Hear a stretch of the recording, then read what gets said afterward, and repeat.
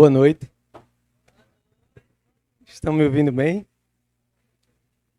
Bem, sejam todas e todos muito bem-vindas e bem-vindos aqui à galeria. Hoje é uma noite muito especial. Durante a pandemia, nós tivemos uma ideia, né? Conversei com o Bruno e a gente resolveu fazer um projeto chamado Projeto Mecenato.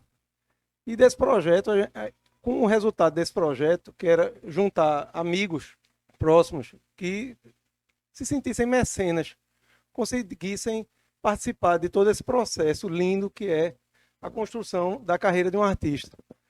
E aí, juntamos um grupo de amigos e conseguimos montar esse projeto, e esse projeto financiou o livro que hoje é lançado com a autoria de Clarissa Diniz, que é uma amiga querida que eu conquistei, que eu conheci através de Bruno. E eu queria apresentar a Clarissa. Ela foi responsável pela pesquisa, o texto e a organização do livro. É escritora e professora em arte, além de ser uma das mais relevantes curadoras do país. Graduada em Artes Plásticas pela UFPE, mestre em História da Arte pela UERJ e doutoranda em Antropologia pela UFRJ. É a fraca. A pessoa que escreveu o crachá aos 18 anos. Aos 18 anos. Não foi, Clarissa? Aos 18 anos escreveu o crachá, a Bíblia, né? Apenas. Bem, já o projeto gráfico, ele foi assinado, né, pela Propágulo. A Propágulo, que eu me orgulho muito de poder ter a honra de participar do crescimento que ela já existia quando eu os conheci. Ela é uma instituição independente de artes visuais que faz uma importante movimentação nas artes aqui no estado, formada por Guilherme Moraes, Heitor Moreira e Rodrigo Souza Leão.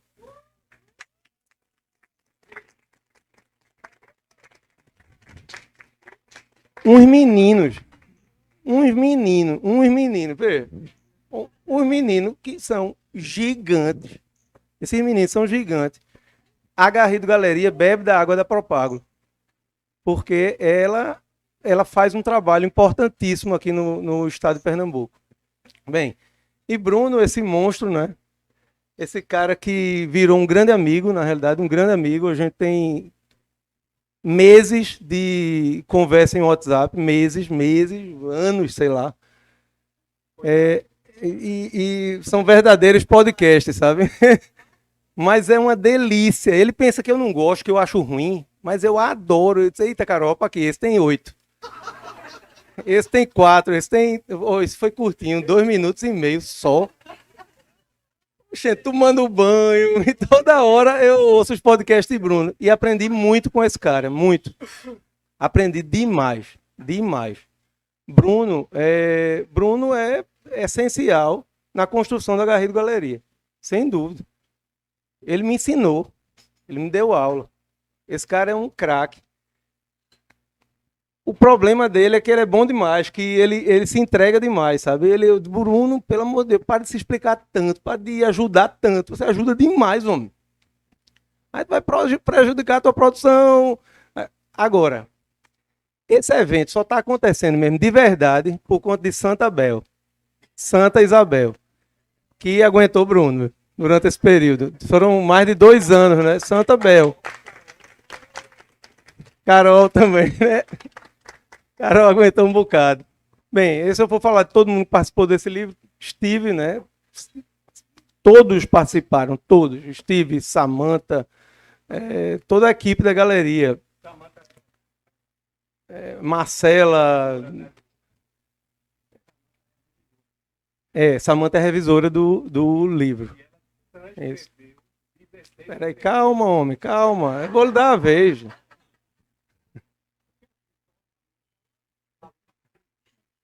Eu sei, é verdade. Mas bem, vamos dar início, né, à nossa conversa, ao nosso bate-papo. Aí está aberto, eles vão se apresentar, vão falar e está aberto para o público para a discussão.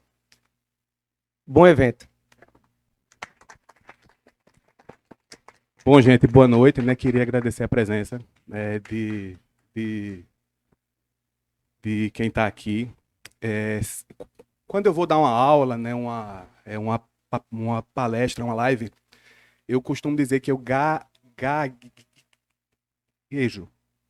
E tá aqui e falar, né, nesse microfone para quem está aqui é bem complicado, mas é muito libertador e é importante eu falar disso porque a gente tá isso aqui é um evento ao vivo, né? E tem outras pessoas que vão ver que não tem coragem de falar apesar disso, né? E é importante a gente falar do assunto. Inclusive a gente está nesse mês,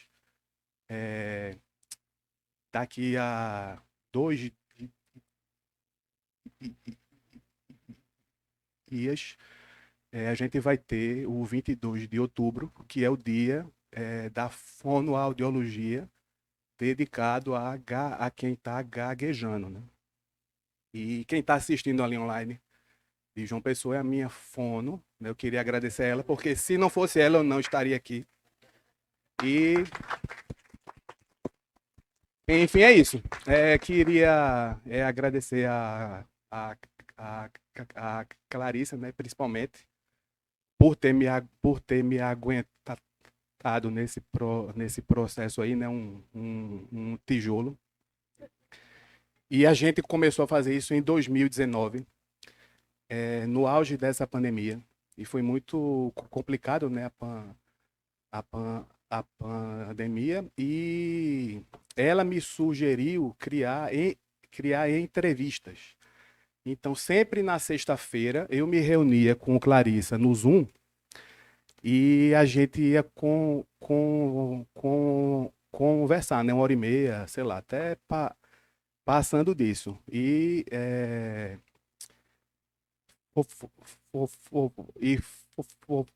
foram 16 entrevistas que Samantha ouviu e transcreveu.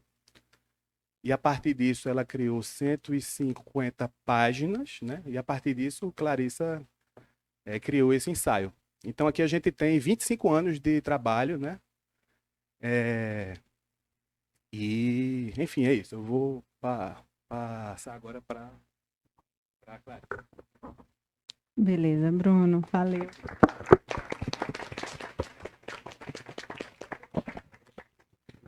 Gente, boa noite a todos aqui. Obrigada. Quem chegou cedo, resistiu. Desculpem o atraso, mas acho que essa é uma noite também de muitos encontros, reencontros, então nem tudo fica assim tão próximo do programado. E, enfim, é uma alegria, de fato, estar aqui. Acho que, como o Bruno falou, esse é o resultado de 25 anos de trajetória, antes de tudo, né, de pesquisa, de experimentação, enfim, da obra de Bruno, mas também das muitas pessoas que compuseram essa trajetória, que atravessaram, né, desde, enfim, grupos, coletivos, dos quais ele fez parte, até inúmeros parceiros, além, evidentemente, dos que, de fato, colocaram a mão para tornar esse livro possível, como a Propágulo e tantas outras pessoas aqui. Então, é muito bom poder ser parte desse movimento coletivo que não começou em 2019, certamente se estende aí pelo menos há 25 anos. Então, acho que esse livro também é uma culminância do trabalho, né, e da interlocução, principalmente de várias pessoas que não estão aqui hoje, né, que passaram por essa trajetória de Bruno e que são igualmente parte e importantes, né, para que ela seja, enfim, tenha chegado onde chegou. Então, também queria deixar aqui um salve a toda a coletividade dessa trajetória, porque ninguém faz um livro sozinho, assim, né? Algumas pessoas fazem, mas um livro dessa complexidade é fruto de um esforço coletivo. E eu queria também falar da importância desse programa de mecenato, né, que Armando comentou aqui no começo. Esse é um livro que foi bancado, né, viabilizado pelo fomento, né, de inúmeras pessoas, dentre elas, em grande parte, colecionadores. Né, e isso é extremamente relevante, porque a gente vive um desmonte, né, das nossas políticas públicas, a gente não tem mais, né, Ministério da Cultura, a gente tem uma perseguição, né, das várias políticas públicas em níveis municipais, estaduais e, evidentemente, federais aos artistas. Então, a responsabilidade, né, do mecenato privado, dos colecionadores, cresce muito mais nessas situações, né? E ela é uma responsabilidade que vai além de comprar e acumular, né? Ela é uma responsabilidade de apostar na pesquisa, no pensamento, na investigação, né? De entender que o colecionismo também tem uma responsabilidade na criação, na criação de reflexão e, enfim, nas várias instâncias de publicização dessas reflexões e obras. Então, se esse livro existe, ele é também por conta desse entendimento das responsabilidades, né, de inúmeros colecionadores e colecionadoras, e eu queria também deixar um agradecimento a todas vocês, que, enfim, nem conheço assim de rosto, mas dizer que isso também é possível porque, enfim, isso também faz parte dessa coletividade. Dito isso, eu queria, enfim, falar um pouquinho talvez do que me coube, né, nesse processo. Acho que Bruno, a gente se conhece há 20 anos, acho, né? Dá para dizer isso. Bruno foi, sem dúvida alguma, um dos primeiros artistas assim que eu conheci de carne e osso na vida, além de Van Gogh, Picasso e tal.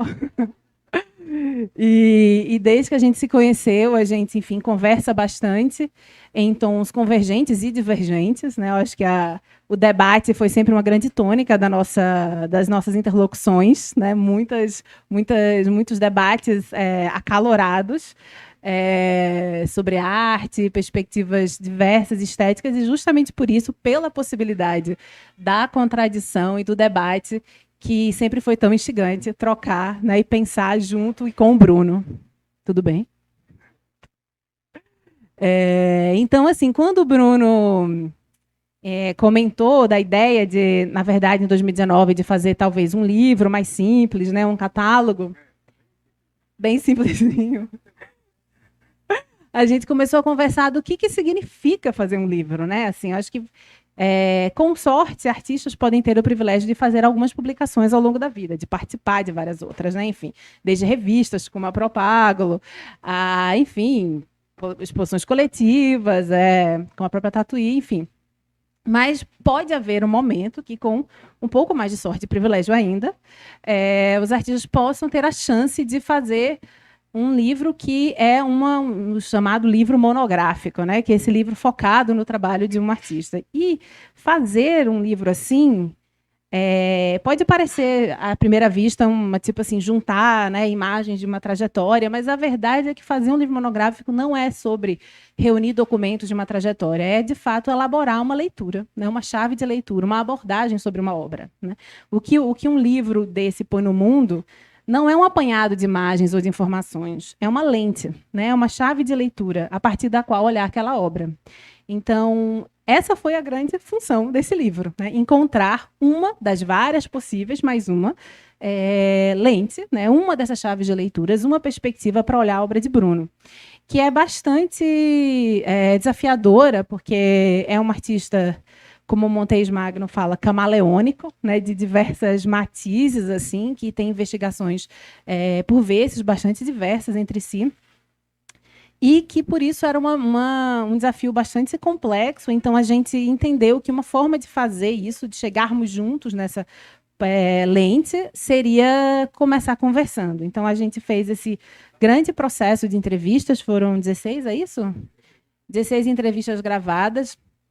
Essas entrevistas foram um momento super importante no qual a gente foi repassando, né, a obra de Bruno, assim, meio que cronologicamente, assim, né, fomos indo, enfim, psicanálise, enfim, lá dos anos 90, né, até os dias de hoje, assim, olhando junto imagens, conversando e excitando um pouco, né, a memória de Bruno, a minha, mas principalmente olhando para essa trajetória desde a perspectiva que a gente tem hoje, né?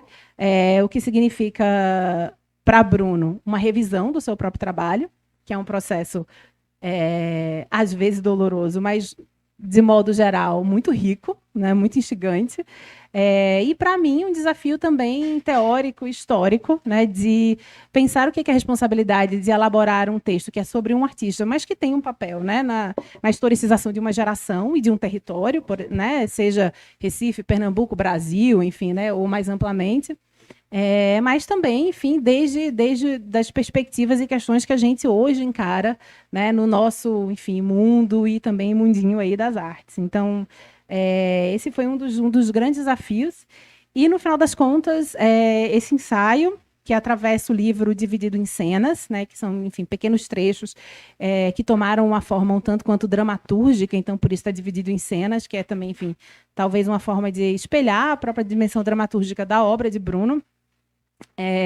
Ele traça um percurso, enfim, que tem lá suas arestas e outros assuntos, mas que se foca principalmente na relação entre luz e pintura e imaginário, né, na obra desse artista. Então, essas cenas vão compondo aí esse percurso, misturando trabalhos que não necessariamente só, né, cronologicamente. A gente tem partes do livro que são anacrônicos, né, que são transversais, então que articulam séries e trabalhos de períodos diversos, sempre numa forma de texto e depois de uma sequência de imagens. Então esse livro ele tem, né, mais da metade dele é esse ritmo, né, esses capítulos que são cenas e sequências de imagem.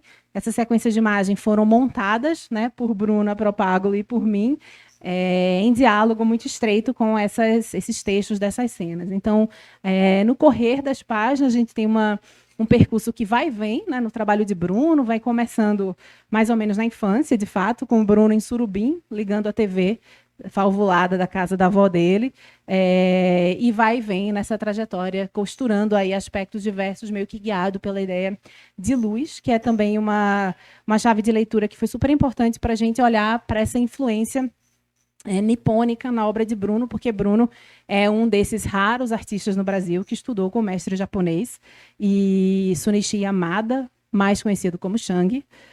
Alguns que aqui estiveram em Recife talvez tenham passado, enfim, alguns outros artistas foram alunos de Shang, mas meio que, né, estudar com Shang de alguma maneira funda esse artista que a gente hoje conhece. Então, a gente tem aqui a singularidade de um artista situado, né, no Nordeste do Brasil, com um pé e meio no Japão. Então, isso traz toda uma especificidade para essa obra e, consequentemente, para a leitura dela. Isso a gente vai fazer no livro a partir da ideia de luz e, mais especificamente, em torno da ideia de sombra, né? Assim, Bruno muitas vezes a gente fala que artistas do Nordeste, situados, né, próximos do Equador, então aí o desafio dessa luminosidade radical, né, dessa região do globo, que né, enfim, geograficamente uma verdade, mas a gente tem em Bruno uma artista que lida com a luz, sim, mas a partir da sombra, né?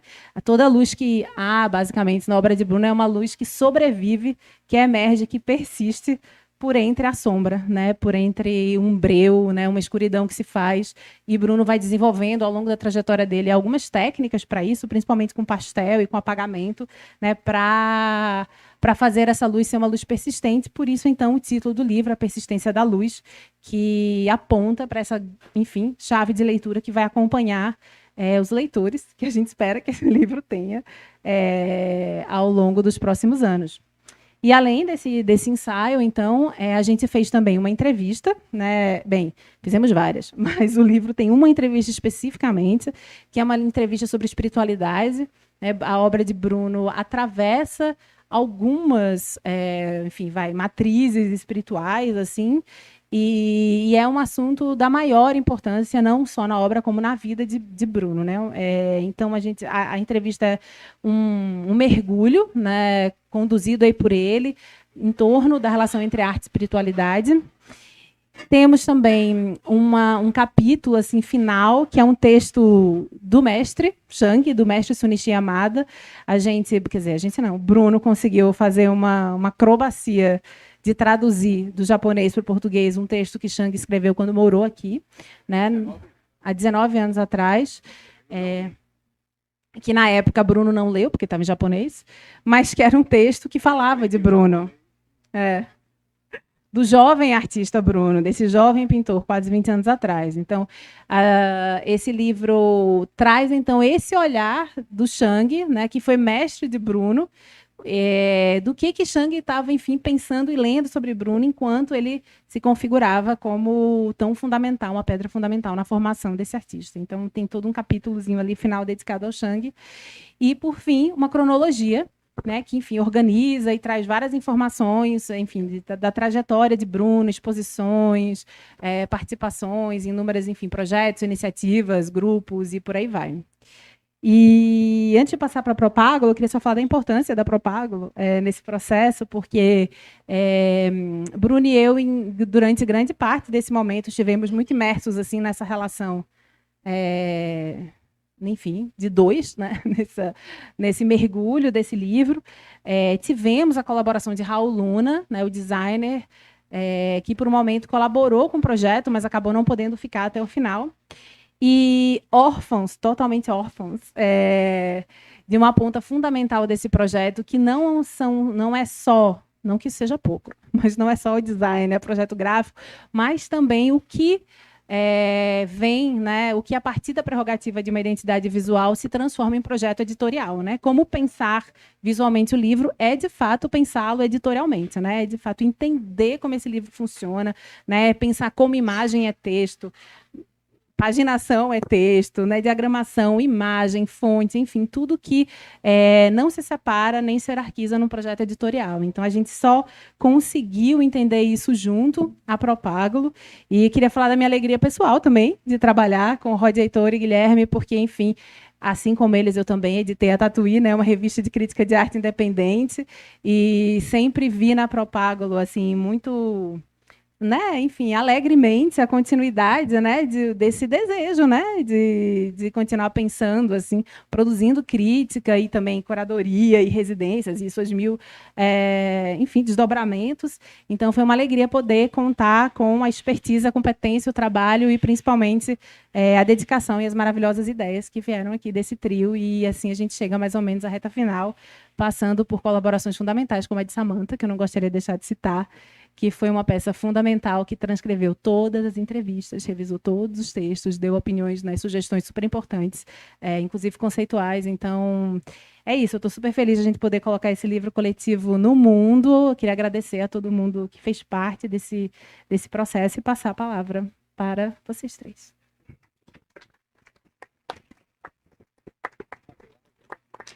Alô, tá funcionando? Oi, Tá. acho que tá. Eu acho que eu posso começar a falar um pouco. Acho que esse ano, assim, foi um ano que na Propágulo foi um momento de muita reviravolta, né? Tipo, institucionalmente, assim. A gente começou esse ano, tipo, querendo realmente encarar muitos desafios, porque, enfim, é um desafio muito grande estar nesse local, nessa conjuntura política e começar a nossa carreira em todos esses desafios, assim. Realmente passa por uma certa insistência, né?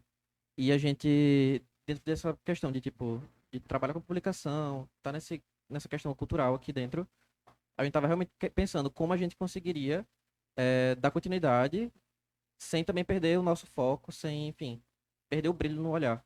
E a gente, no começo do ano, lançou o livro de Guilherme, que foi a pesquisa de TCC dele, entre curadoria e mediação cultural, e tava realmente nessa pira, assim, tipo, vamos partir pro editorial. E aí, de repente, a gente começou a trabalhar no ateliê de Bruno e começou a estabelecer essa relação com o Bruno. E aí, de repente, Bruno me liga falando desse livro, assim. E a gente ficou, caramba, como assim, sabe? Tipo, a gente já tava querendo partir para editorial. E de repente brotou, assim, esse sonho, assim, que é um livro desse. A gente nunca conseguiria desenvolver por nossa conta. Realmente, é tipo, nem tão cedo assim, a gente conseguiria, que nem Clarissa falou, da importância desse orçamento, né? Tipo, da origem disso. A gente nunca conseguiria ter uma qualidade de material gráfico, assim, ter realmente um tempo dedicado a isso, a uma pesquisa de tanta qualidade. E foi realmente uma oportunidade, assim, única e uma confiança, assim, de Bruno ter chamado a gente também.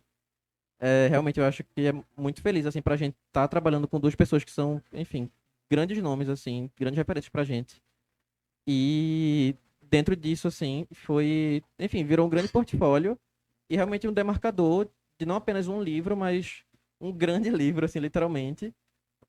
E pra gente também foi um grande pontapé pra dar frente pra essa pesquisa editorial.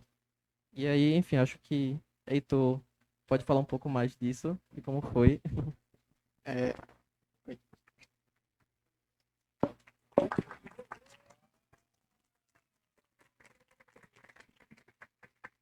É, tá dando para ouvir? Assim? Quando a gente recebeu o convite, eu acho que Marcela entrou em contato primeiro com a gente avisando, ó, Bruno vai ligar para vocês, tipo, fiquem atentos, tipo, fiquem ligados. Fiquem ligados que Bruno vai ligar para vocês. E aí, de repente, a gente recebe essa ligação. E aí todo mundo ficou tipo, meu Deus, o que vem por aí? E aí quando a gente atendeu, aí foi essa coisa meio de supetão, assim, ó. Tem esse projeto que vem sendo executado já há um certo tempo, mas tá super organizado. Tá ok. Melhorou agora? Pronto.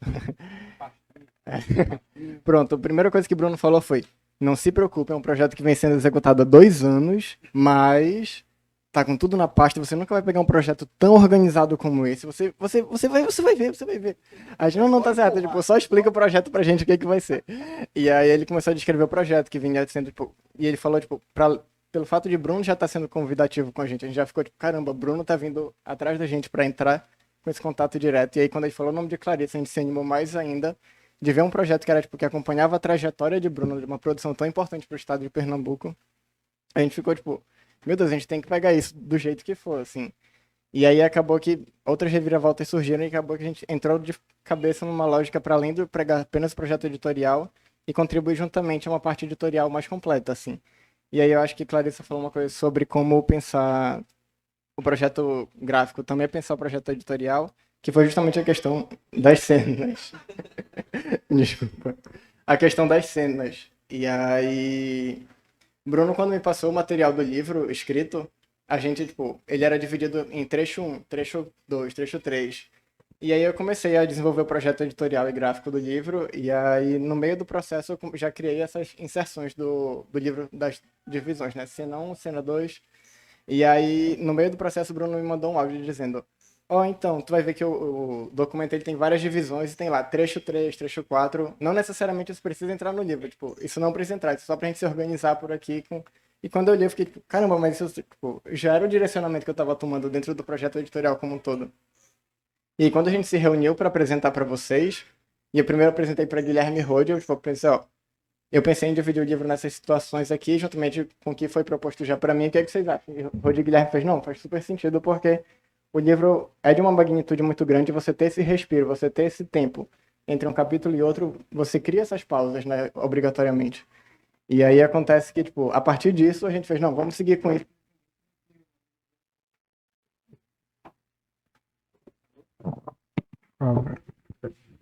Independente do áudio de Bruno. E a gente apresentou e Clarissa fez, não, tipo, sigam nisso, é justamente isso, tipo, vamos em frente.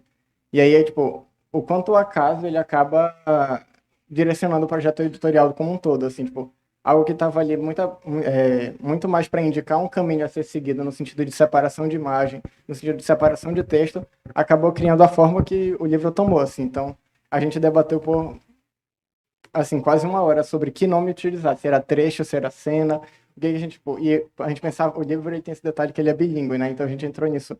Tá, cena é bom, mas trecho será que é melhor? A gente pensava a tradução de trecho, pensava a tradução de cena, e a gente ficou nessa, tipo, debatendo por durante minutos, assim, até que chegar na conclusão. E aí, o fato do livro ser bilíngue foi um outro desafio para a gente, tanto em relação ao projeto gráfico quanto em relação ao projeto editorial, porque o que Clarice e Bruno trouxeram para a gente foi que não fazia sentido o livro ser bilíngue e o espectador ter uma experiência diferente, se ele está lendo em português ou se ele está lendo em inglês. Então, era muito importante que os dois textos caminhassem juntos. Então, inglês e português em par de igualdade. Assim, isso foi apresentado desde o começo da abertura do livro até o final. Você vai ver que o inglês e o português estão em par de igualdade. As legendas ocupam o mesmo espaço. A tipografia ela é separada sempre nas duas colunas, diferenciando entre uma tipografia serifada, uma tipografia sem serifa. Voltou? E aí uma tipografia serifada, uma tipografia sem serifa, criando justamente essa diferenciação entre os dois. Eu não sei se eu estou me alongando muito, que eu acho que ainda falta se apresentar um pouquinho. Mas justamente sobre essa questão, outro ponto que eu queria falar do projeto editorial, que foi um norte muito grande, que veio justamente de Clarissa e Bruno, quase como uma generosidade, assim. O texto de Clarissa, o trabalho de Bruno toca muito na questão da turquesa. E eu acho que essa questão da a turquesa escarlate de Bruno, ela foi muito presente o tempo inteiro dentro do texto de Clarissa.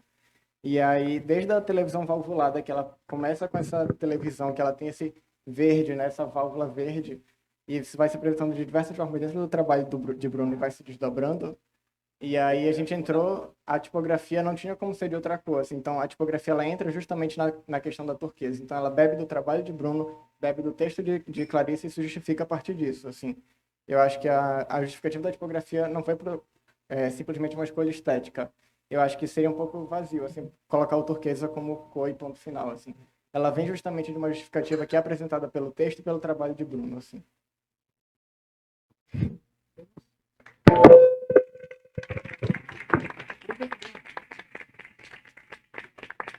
Tá funcionando, né? Tá.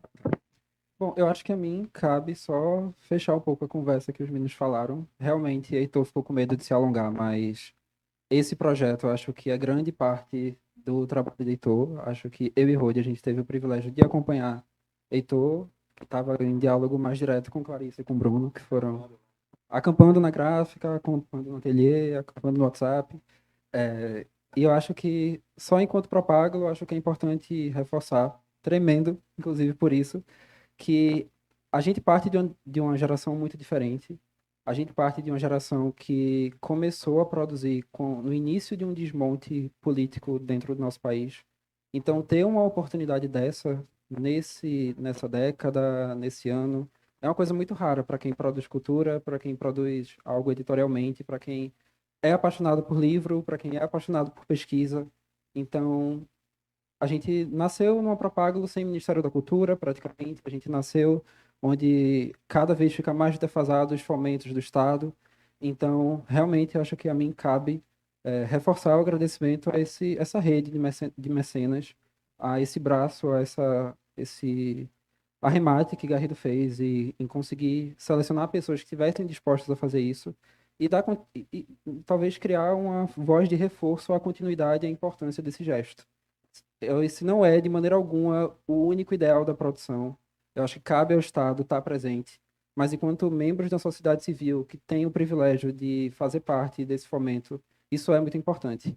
A gente está aqui e a gente está aqui muito emocionado porque essa grana que vai para um mecenato de um projeto, ela não acaba na mão do artista, ela não acaba somente na gráfica, mas ela ajuda a pagar o aluguel de um espaço independente, ela ajuda a pagar horas de produção de uma pesquisadora, de uma curadora, ela ajuda a fazer parte de um processo de revisão, ela ajuda que o processo tenha idas e vindas para que ele funcione enquanto um produto final satisfatório, que brilhe os olhos, que tenha todas as mirabolâncias que ele tem. Então, acho que é muito importante reforçar isso. Para a gente foi um privilégio, espero que a gente esteja junto em outros projetos e poder se esparramar num projeto que permita pesquisa, que permita 3 quilos, que permita 700 páginas, que permita a um designer fazer uma coisa que ele não tinha como fazer numa revista Propágulo, que se esforça muito para tentar se experimentar. É maravilhoso. E para mim, enquanto parte da Propágulo, acho que foi maravilhoso estar no meio dessa conversa, dando alguns pitacos, tentando me filtrar nas reuniões, porque realmente é um lugar de muito aprendizado. E realmente, junto com os meninos, agradecer. Foi muito bom e muito bonito ver o trabalho deles e a amizade desses dois, cheia de faíscas e cheia de risadas, gerar um livro tão bonito. Obrigado também a vocês dois, a Garrido, a todo mundo.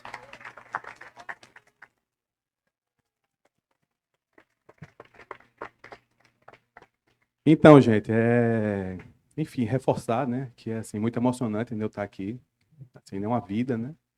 Eu comecei a pintar muito cedo, eu tinha, sei lá, uns 15 anos, e não parei.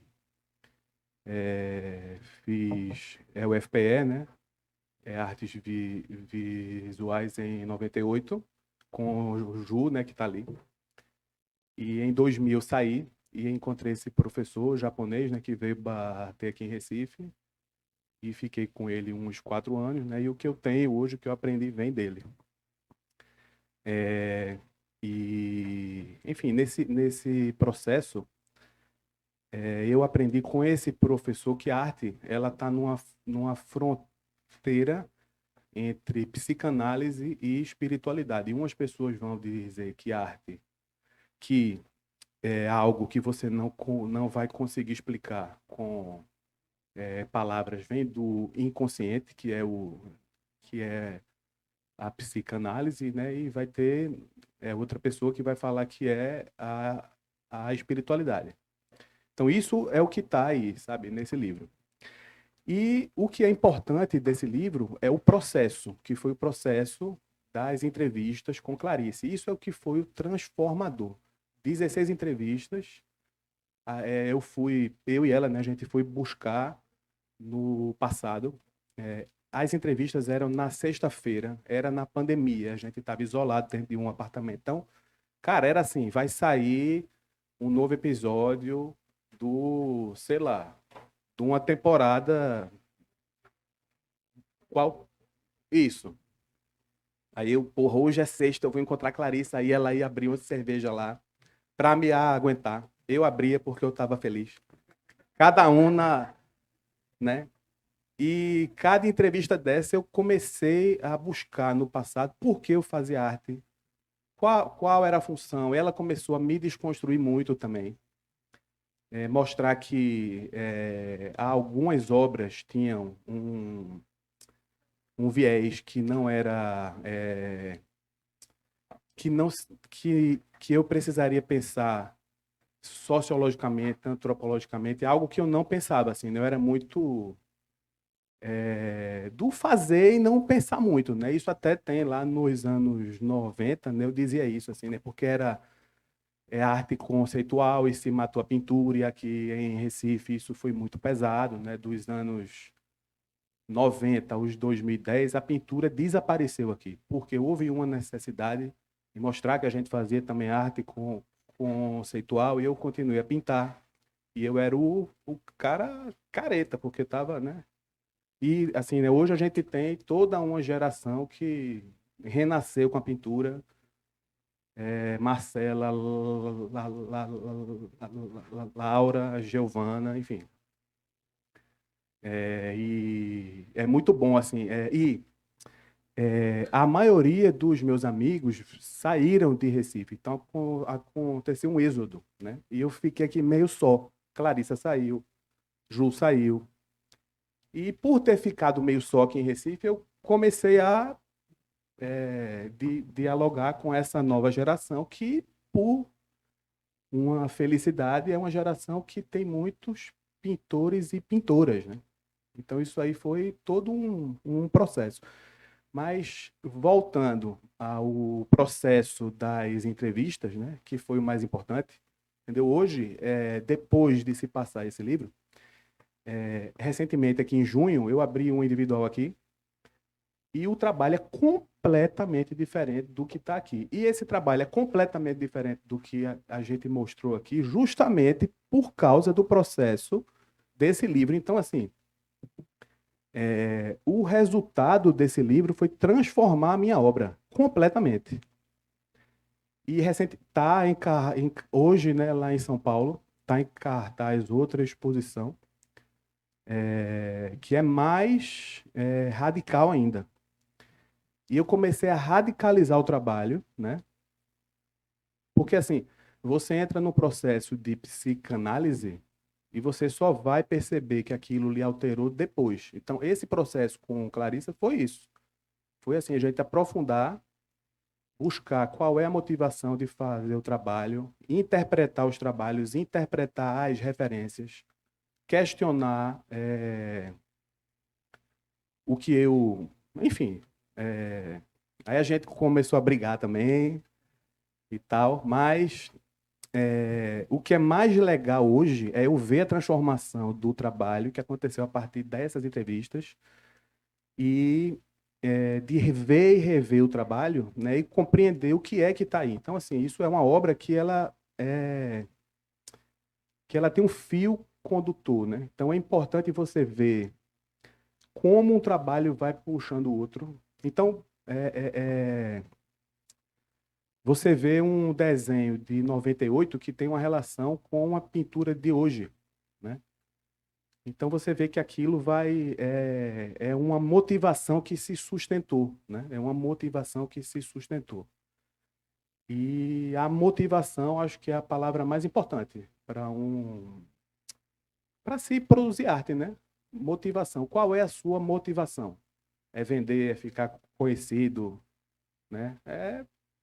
Qual é a sua motivação, né? E aí a gente reforçou reforçou que realmente é um trabalho que tem uma motivação desse barato de pintar, que é esse algo espiritual e psicanalítico, está é uma tríplice fronteira entre arte, psicanálise e espiritualidade, e o ato de pintar é um ato de você chapar, assim. Então, é uma chapação, pintar é uma chapação. Então, você entra dentro de um universo, você vai mergulhar no seu inconsciente e extrair do inconsciente essas imagens que você não consegue fotografar ou filmar depois disso ou no processo ali. Isso só acontece no desenho e na pintura, né? Porque a fotografia você vai criar algo ou viajar para fazer algo, né? Mas não é algo que sai naquele instante. No processo da pintura, você já está em estado de sonho, você já está mergulhando no seu inconsciente e é ao vivo. É o que está acontecendo aqui. E no final, o que vai estar na telinha, se é videoarte, se é cinema, se é literatura, se é desenho, se é pintura, se é fotografia, se é performance, né? É indiferente. O que vai importar é o que tem ali. O que é que você conseguiu extrair do seu inconsciente, dos seus ancestrais, da espiritualidade, do que for. O que é que você conseguiu colocar ali? A partir disso, você gerou algo que é um portal para o espectador ver, né? Então, se é pintura, se é desenho, então, esses 20 anos desse ato de pintura aqui é algo que foi muito brutal, muito violento, né? E tem a ver também com o processo de colonização, né? Que a gente tem a necessidade de mostrar, a gente também faz isso, a gente não precisa, sabe? Enfim, e essa geração aí agora voltou a pintar e é isso aí.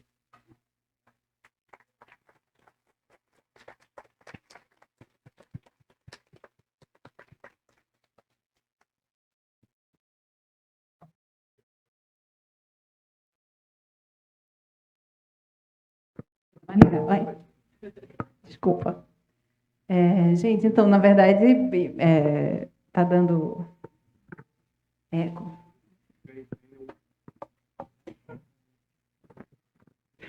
Pode ser isso mesmo.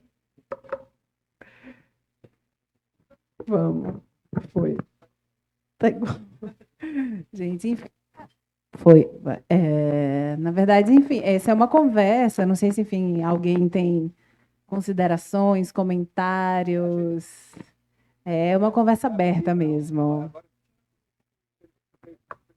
Eu acho que. Esse aqui? Ok.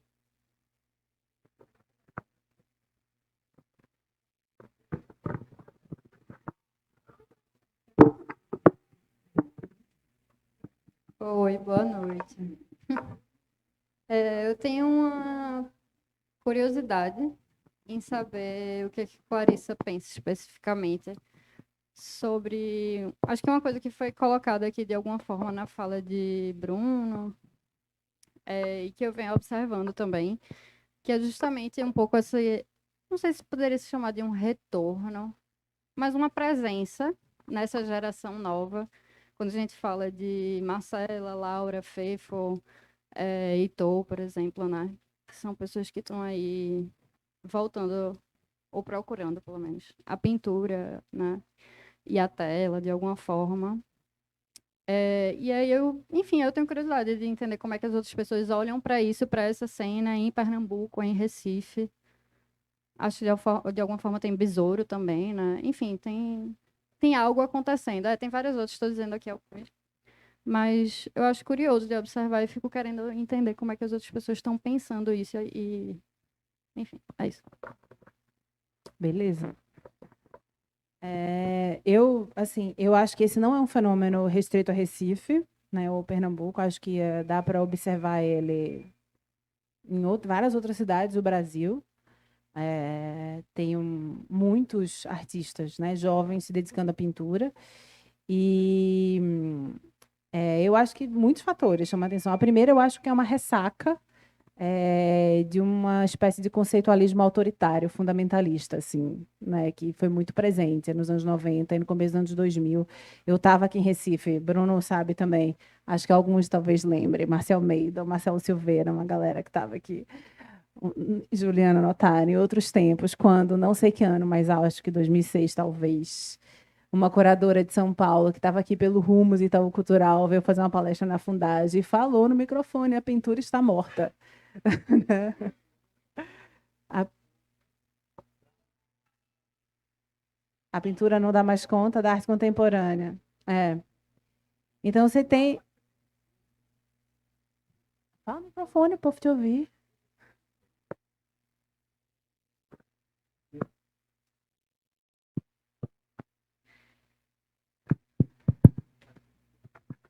Bom, nos anos 2000, bem no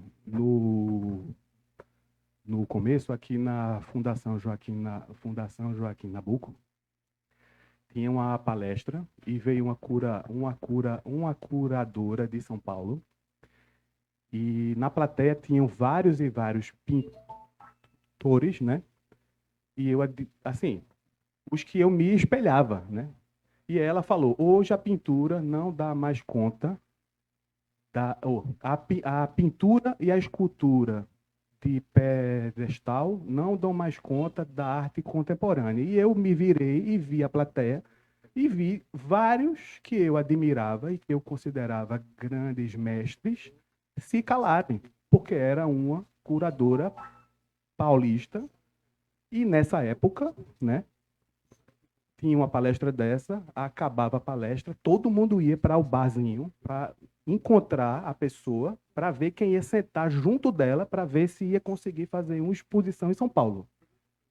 Aí, já que lá não vai rolar pintura, vamos fazer arte conceitual. Então, assim, um menino de 20 anos que quer pintar, vê isso, porra, não tem mais possibilidade nem de se pintar, né? Aí, hoje, com o Instagram e tal, etc., essa geração atual já está mostrando o trabalho. Não precisa sair daqui correndo para ver quem vai sentar junto da curadora, porque ela já viu o trabalho dela. Então, o que é que eu comecei a perceber hoje? Essa geração atual é muito menos ansiosa de ter que mostrar o trabalho e tal. E como é muito mais plural, né? Você pode pintar, você pode fazer o que quiser, minha gente. Então, isso é uma besteira, assim, sem tamanho, entendeu? Aí, para fechar, bom, eu não vou contar essa história, não, mas... Bem, esse é um bom exemplo de uma ressaca, eu acho. E vários lugares, vários territórios, principalmente aqueles que afetados diretamente pelo colonialismo, seja num nível global ou interno, né, dentro do próprio país.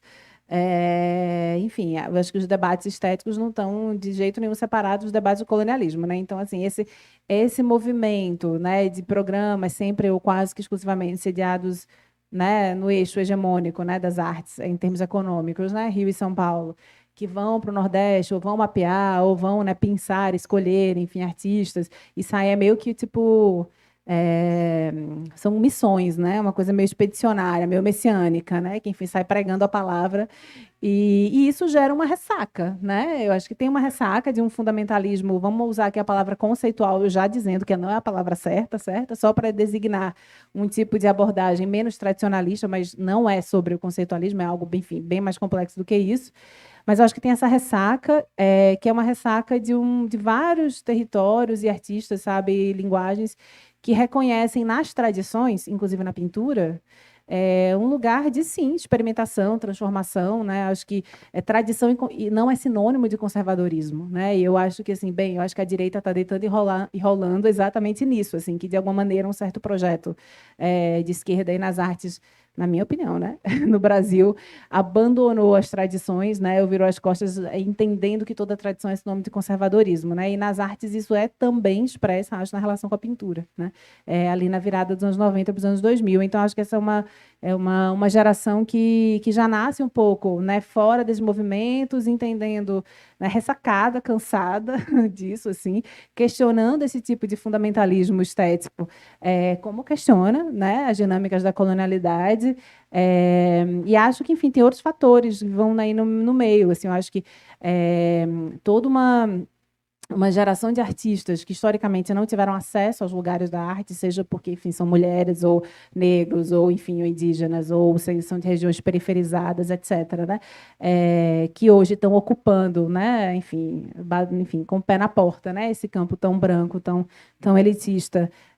Muitas vezes tem como primeira linguagem a pintura, né? E por vezes insistem, podem estar fazendo pintura porque também enxergam ali potências de autorrepresentação. Então, eu acho que também tem não só pintura, mas a gente tem que perguntar que pintura é essa, né? E, claro, aqui é generalização em cima de generalização, mas, enfim, não tem como ser diferente tentando dar uma opinião aqui. Eu acho que, além da pintura, a gente tem uma poderosa retratística, né, nessa pintura, assim.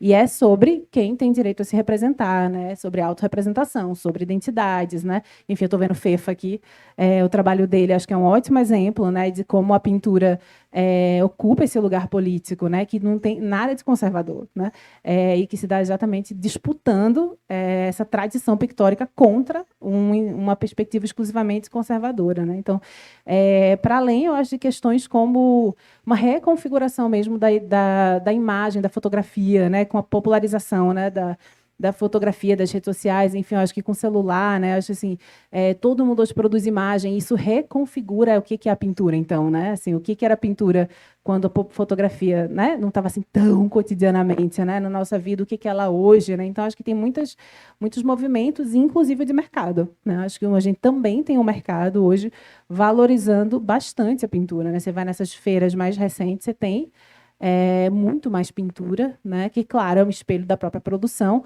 mas é também um recorte incentivado, fomentado por um mercado que entende que pintura, sei lá, nunca deixou de vender, na verdade, né? Mas que foi obliterada, muitas vezes, os lugares de visibilidade, né? Então, não sei, são muitos fatores, mas não me parece que seja uma especificidade só de Pernambuco ou só de Recife, só que aqui tem essa singularidade de nunca termos deixado de ter tradição pictórica, né? Eu acho que mesmo com todos esses, digamos assim, ataques fundamentais estéticos ali, a galera nunca deixou de pintar. Agora, assim, eu acho que a gente tem que se perguntar a quem interessa o discurso de que não tem mais pintor, de que, né, a pintura morreu, porque pintor nunca deixou de ter. Agora eles ficam invisibilizados, né? Não tem, consegue matar, tal, mas tem sempre gente pintando, assim. Então acho que é mais sobre menos de que morreu ou está revivendo e mais tipo onde estavam e por que não estavam, né, à vista, e por que agora estão e quais são as estratégias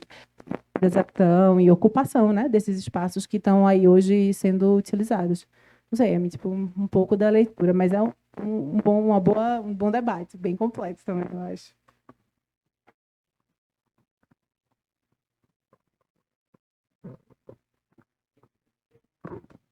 Gente, feliz de estar aqui, na verdade, de ver tanta intensidade. Oi.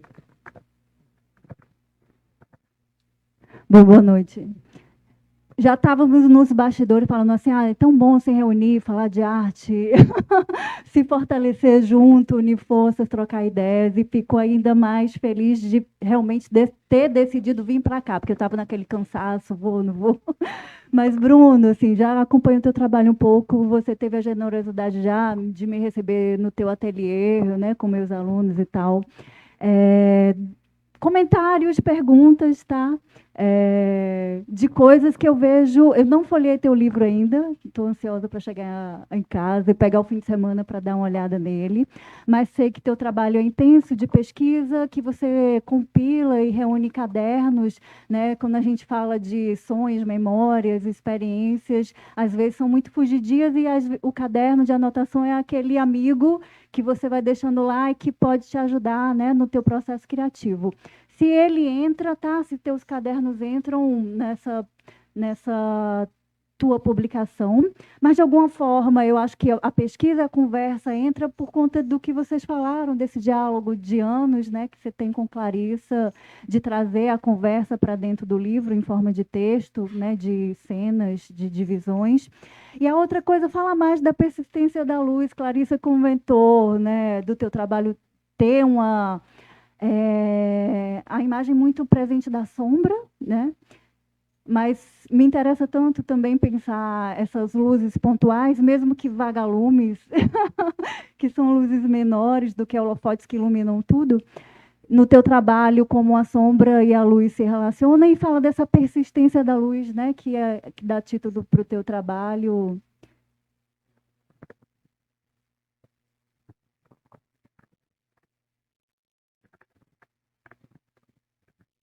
Bom, eu vou começar pela última, né? Recentemente eu voltei a fazer terapia junguiana e lá eu comecei a pesquisar a sombra, né? E você só vai encontrar uma iluminação quando você encontra a sombra, né? O sol, quando está meio-dia, você não consegue ver estrelas, que é exatamente o que você falou do vagalume. Então, quando você faz esse breu, você faz o breu para ver essa luz. Então, é o contrário. Ah, não, é um trabalho muito escuro, é um trabalho muito pesado. Não. A escuridão do trabalho é para ressaltar essa luz, é o contrário. Então, quando você vai num show de metal, que você começa a gritar lá, você bota o demônio para fora e você sai bem. E às vezes você fica escutando muito namastê, namastê, você quer matar a pessoa, pô, você não aguenta mais aquilo. Então, assim, é o demônio que está ali, mas ele está ali, mas ele está em você também. Então, quando você tem o contato com ele, né, você tem uma conversa ali e ele relaxa. Então, você fica só escondendo, então você nunca vê a luz, porque você está só buscando a luz. E para você ver a luz, você precisa contrastar ela. Por isso que precisa ter a sombra, entendeu? E sobre os cadernos, eles são muito importantes. Eu comecei a fazer mais sistematicamente a partir de 2010. Quem me incentivou muito a fazer os cadernos foi o Nicola Robbio, que é um amigão meu, que começou a frequentar muito, né, o ateliê. E ele é viciado em caderno. E é muito lindo, né, o que ele faz ali. E a pintura, ela vai embora, né? Ela nunca está dentro do ateliê. E o caderno, ele vai ficar, né? E eles são invendáveis, né? E, assim, só para contar uma historinha de um caderno, eu fiz uma residência em Lisboa em 2014 e eu fiquei no sótão de um palácio lá, secular. E eu ficava lá até umas 10h30, porque 10h30 o pessoal ia fechar lá o castelo e eu estava lá no sótão, né? E era um lugar assustador, né? 10h30 eu preciso ir embora, né? Que eu não vou, né, ficar aqui, né? E tinha que descer uma escadaria, ir até uma sala, abrir uma gaveta, tudo escuro, pegar a chave, ir lá, abrir o portão, voltar, devolver a chave.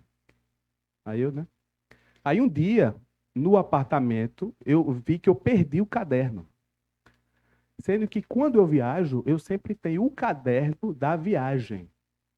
Então, tem o caderno de Lisboa, tem um caderno lá da Índia, né? E eu faço sempre essas aventuras só. Então, a minha companhia é o caderno. O meu psicanalista, o meu companheiro de viagem é o caderno, né?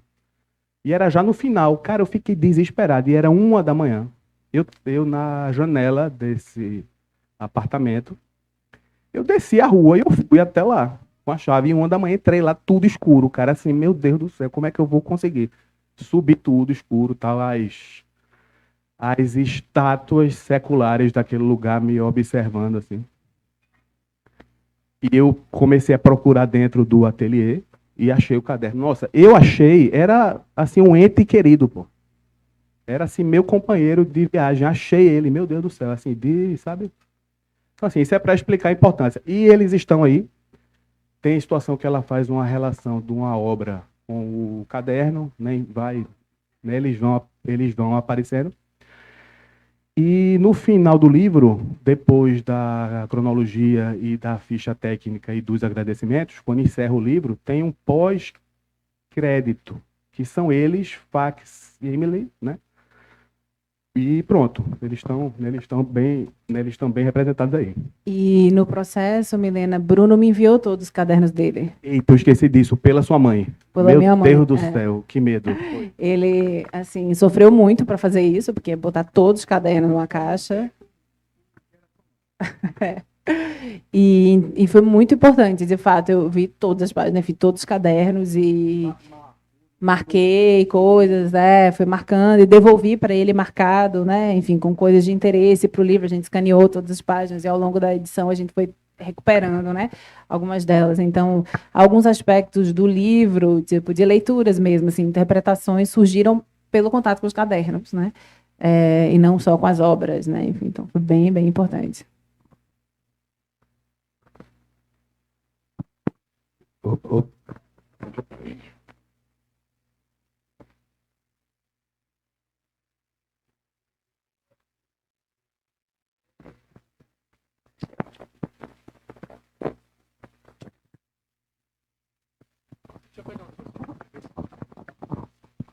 Oi? Boa noite.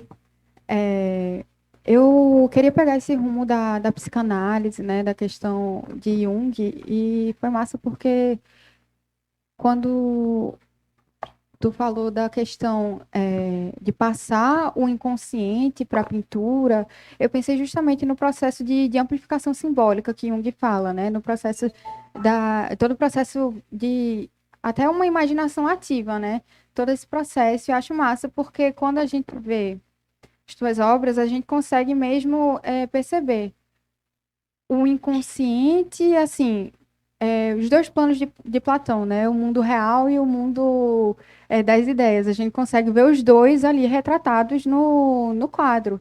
Então, acho muito massa relacionar a pintura com todo esse processo de transformar o inconsciente num material, né? É uma coisa, assim, catártica, digamos assim, né? Tipo, extremamente terapêutica. Era só isso.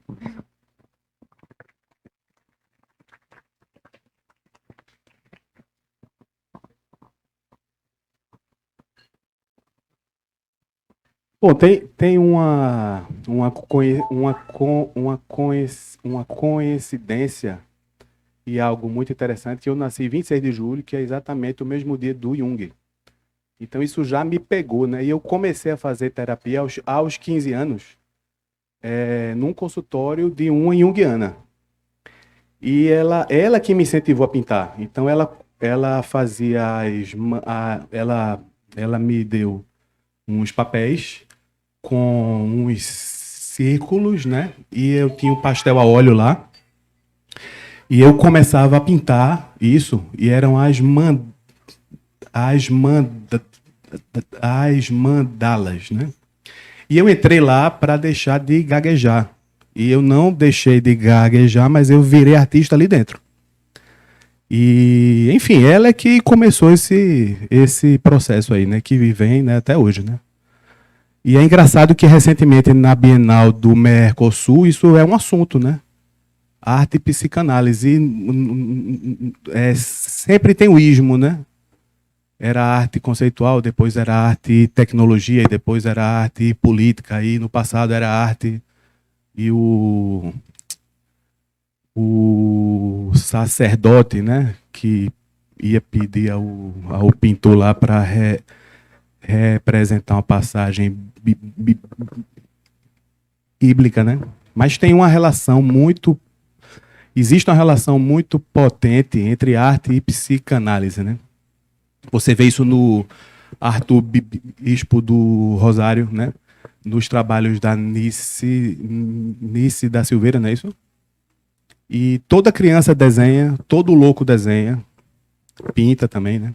Então, é tirar mesmo que tá e cantar, escrever, né? Enfim, é isso.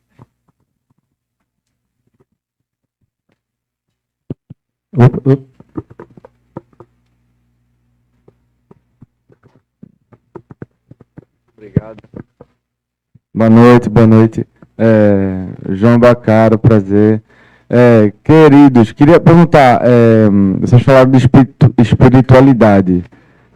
Vocês acham que você não acha que seu quadro é bem legível para crianças? E segunda pergunta, de que forma você explicaria a espiritualidade para as crianças, assim?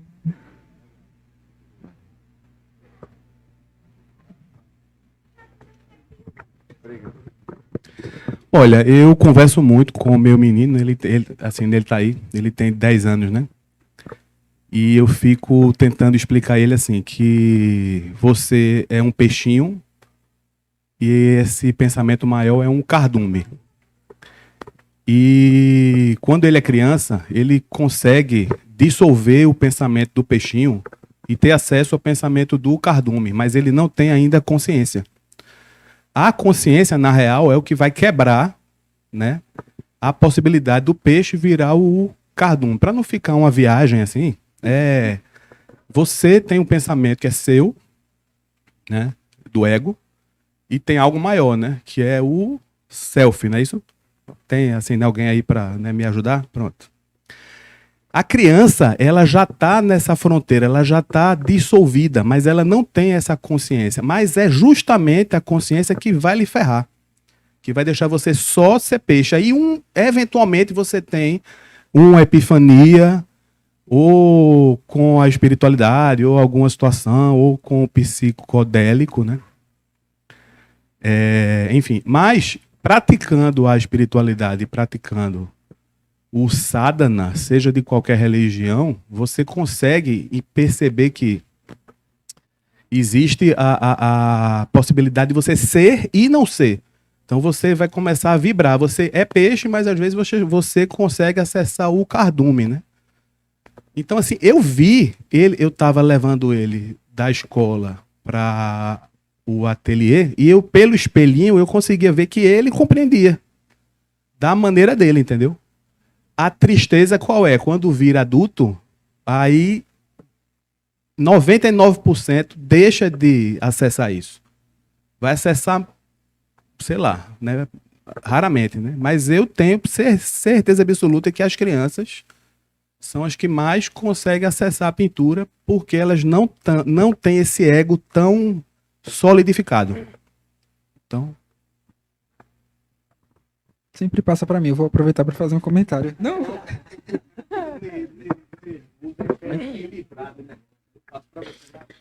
Mas dessa vez calhou. Não, me dá aqui. Não, mas eu quero comentar mesmo. Pronto, esse eu vou ler. Quando eu terminar, eu passo para você.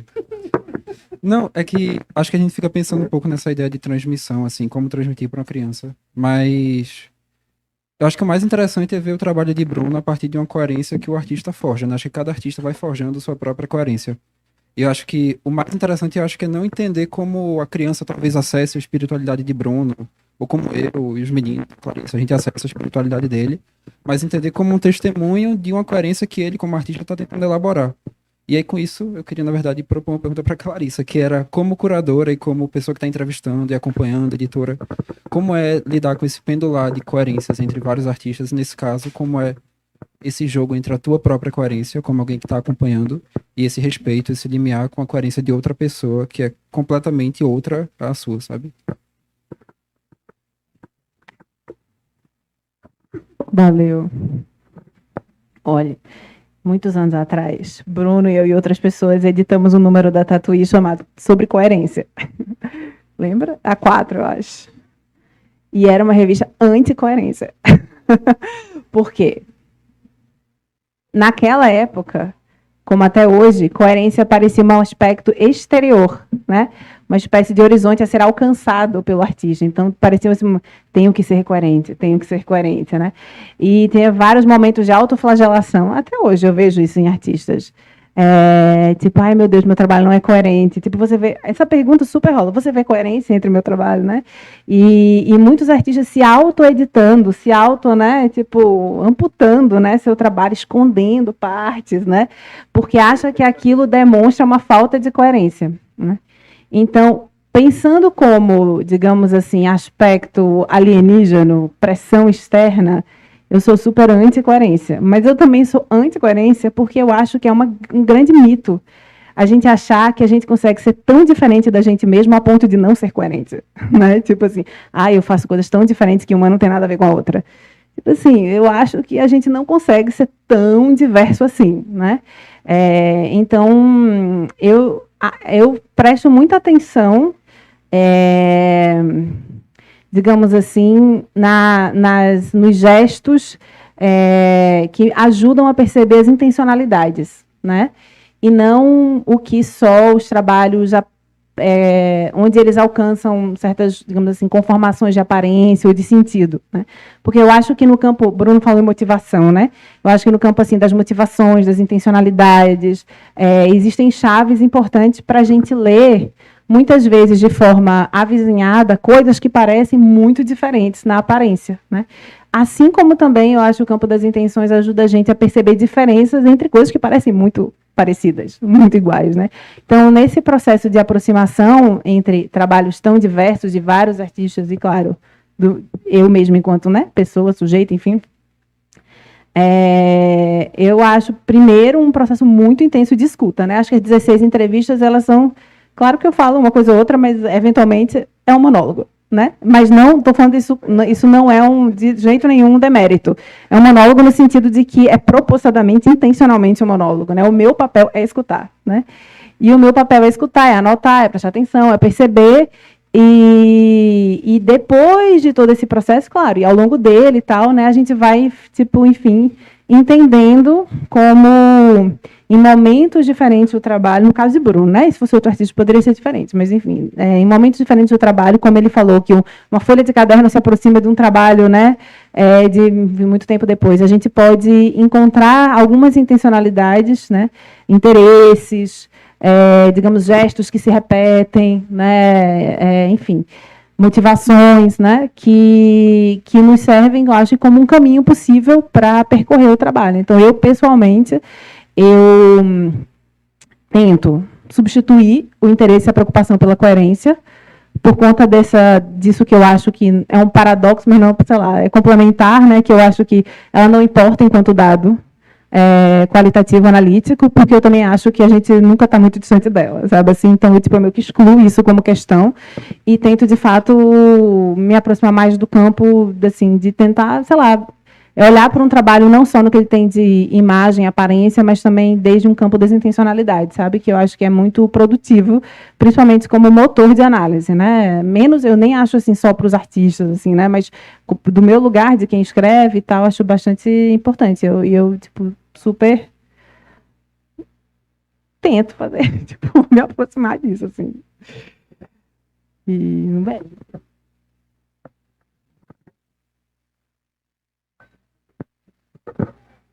Uma pergunta para vocês dois também, que é, enfim, a gente vê o livro desse tamanho, mas ainda assim, para chegar nesse tamanho, houve muito desapego, né? E aí, enfim, uma coisa que até Bruno teve essa exposição que, enfim, recentemente aqui na Garrido, e a gente tava falando muito sobre isso. Poxa, é uma pena que esses trabalhos não estão nesse livro, assim, que daqui a quanto tempo esse outro livro desse não vai acontecer, assim. E aí eu queria saber da visão de vocês dois, assim, como é se desapegar e também ter essa relação, tipo, saber que, não, realmente, 2020 vai ser o demarcador. Enfim, como foi esse processo de escolher essa data e, enfim, o exercício de desapego mesmo.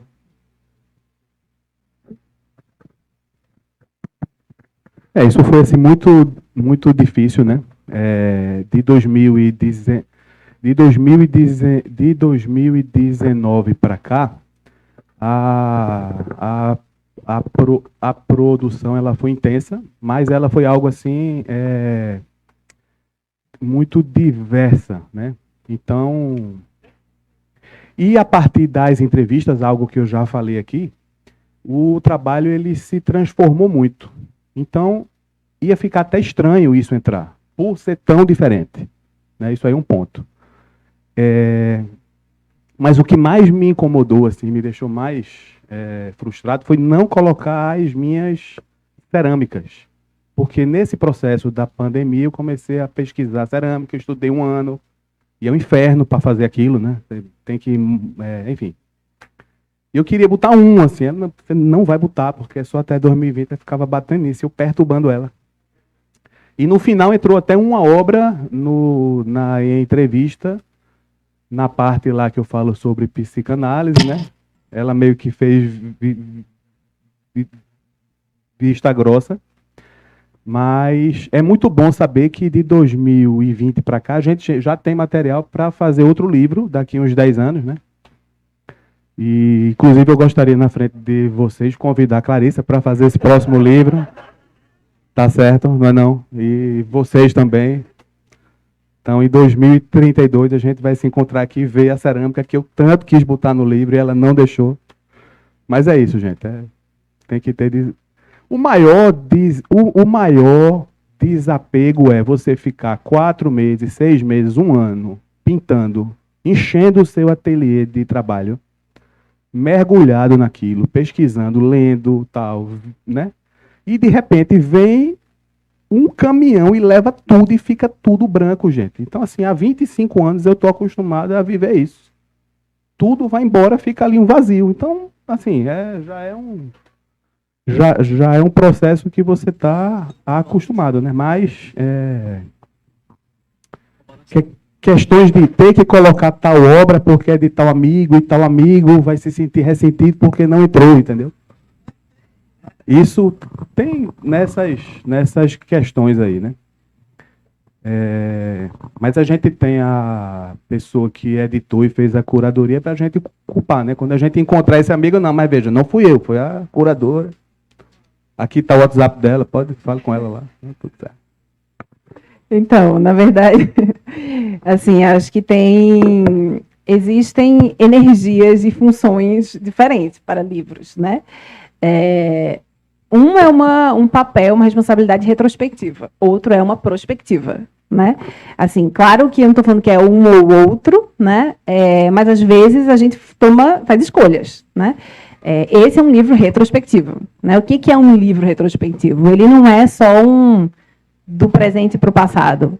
Ele é desde onde estamos, praticar, né? O tipo de leitura que, a partir do que somos hoje, podemos produzir para tudo que foi feito para que chegássemos até aqui. Isso exige, além de tudo, muita edição, né? Então, esse livro, ele é grande, mas tem muita coisa, ele não é um catálogo raisonné, ele não é obras completas, tem muita coisa de fora. E por que tem muita coisa de fora? Porque ele é uma chave de leitura. Uma chave de leitura é um corte, é um recorte. Por mais que tenha quase 700 páginas, ele deixa muita coisa de fora, né? Não só em termos de imagens de obras, mas principalmente em termos de chave analítica. Por exemplo, a psicanalítica. Não é exatamente a minha praia e eu não toco, né, não faço uma leitura psicanalítica do trabalho de Bruno, que é uma outra, assim, é um outro portal possível da leitura da obra dele. Então, para chegar numa chave de leitura, muitos cortes foram feitos, né? Para também, digamos, cumprir com a melhor competência que nos coube, essa, enfim, responsabilidade retrospectiva.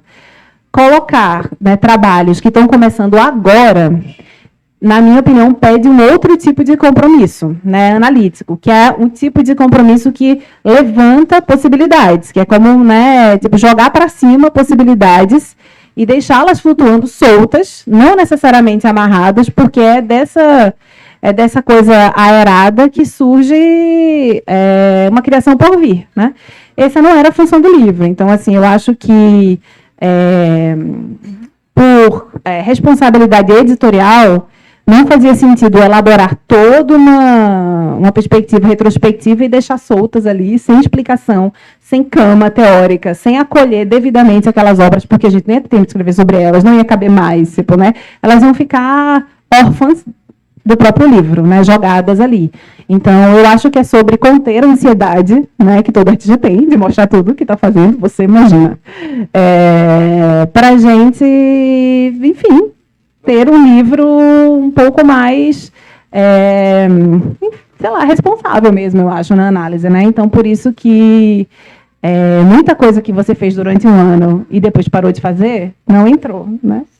Mesmo de 20 anos atrás, né? E eu espero por um livro de cerâmicas, enfim, pode ser até amanhã, mas que tem um tom prospectivo, né? E não um tom retrospectivo, porque também é muito injusto com uma obra de arte a gente querer impor a ela uma responsabilidade histórica que ela não tem ainda. Ela acabou de nascer, assim, né? E eu acho que eu não vou me prestar a isso, né? Eu não gostaria de colocar você nesse papel também, que é sacanagem.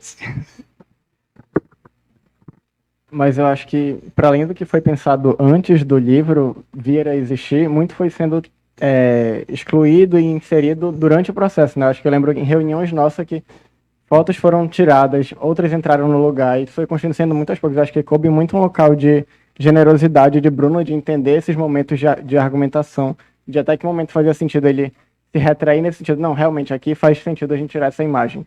E quando ele fazia, não, aqui eu acho que realmente faz sentido isso estar presente. E aí tentar convencer a gente, não, realmente tem razão. E eu acho que o livro se deu muito através desse diálogo entre essas três partes, assim, Bruno, Propágulo e Clarissa, para entender esses locais, até onde cada um consegue ir, até onde o outro consegue recuar, e para chegar nessa construção coerente, como a gente estava falando no começo do debate, assim.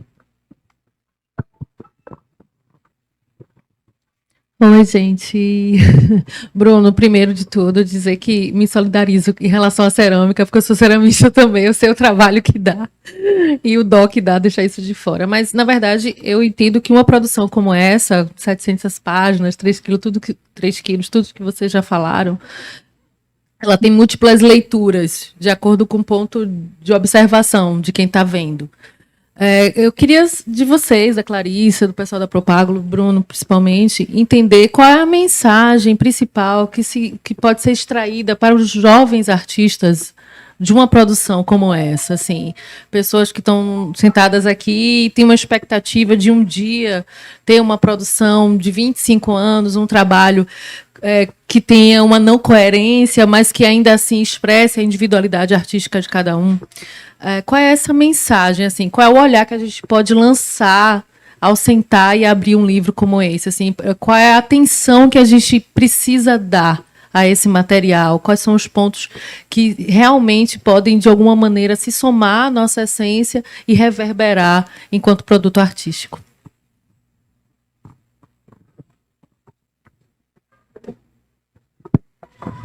Olha, o principal é não parar. Esse é o principal. Como não parar é que é a grande questão. Então, tem uma pintora chamada Leda Catunda, que ela falou assim, 50% é ser artista, os outros 50% é você criar um sistema que lhe permita ser artista. Então, um exemplo, a gente vive num sistema curatorial no Brasil muito cruel, né? Então, fora do Brasil é muito comum. Pronto, eu vou assim dar um exemplo. O Jeff Wall, que é um fotógrafo que eu admiro muito, ele está nos grandes museus e nas grandes coleções. Ele eventualmente aceita encomendas. Então, nos Estados Unidos, isso é muito comum. Steve acabou de viajar, né? Foi lá em Berlim, e ele falou que lá não tem isso, gente. Assim, você é artista e, eventualmente, alguém vai lhe chamar para fazer um trabalho. Então, eu sou pintor, né? E eu estudei bastante anatomia. Alguém se me chama para fazer um retrato, isso é mal visto pelo curador brasileiro, que é professor titular da USP e faz freela de curadoria e tem a maior grana, e quer que o cara no Nordeste do Brasil não faça uma encomenda porque não é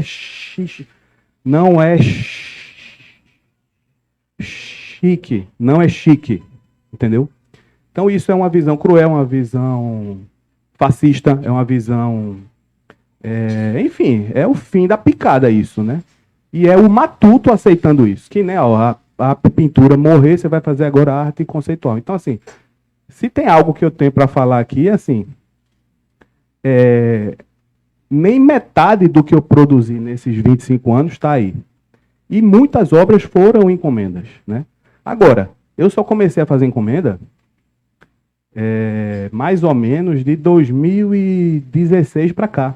Eu não fazia, porque eu estou falando isso, mas eu comi essa história, tá entendendo? E depois eu vi como aceitar essas encomendas começaram a financiar o trabalho, inclusive o livro, viagens. Agora, essas encomendas não precisam estar aí. E você não vai fazer algo que vai... desmerecer o seu trabalho. Então, assim, eu faço pintura de paisagem, que é algo tradicional. Várias pessoas estão fazendo isso há 1000 anos, minha gente. Então, eu faço pintura de paisagem. Uma pessoa que quer uma pintura de paisagem, eu faço. Agora, eu vou trabalhar com óleo, eu vou trabalhar com tal formato. Eu tenho uma paleta, o cara não vai me mandar a fotografia da fazenda dele com, né? Eu vou pintar o que eu tô afim, né? Entendeu? Então, agora, interessante que retrato com anatomia nunca rola. Então, assim, a gente tem que desmistificar isso, a gente tem que aprender que hoje a arte tem um mercado muito local, a gente não precisa mais estar indo a São Paulo para vender, entendeu? A gente tem Instagram. Essa galeria é o resultado disso, a gente começou a abrir um mercado aqui, muito importante. Outras galerias começaram a abrir em Recife, depois dessa aqui. E hoje eu fiquei 6 anos sem ir a São Paulo, voltei recentemente, e eu comecei a ver que, pô, a gente não tem mais essa necessidade de ter que se afirmar no mercado que está tão saturado, né? A gente tem que fazer o nosso mercado aqui.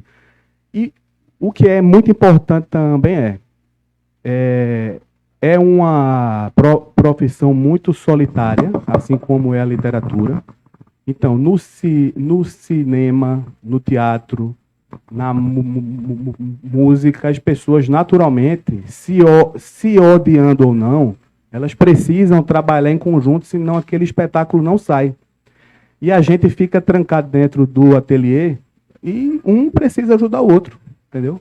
Então, eu sou de uma geração que um fazia o site para o outro, o cara do site fazia o seu vídeo, aí você fazia o portfólio do outro e ia caminhando assim, entendeu?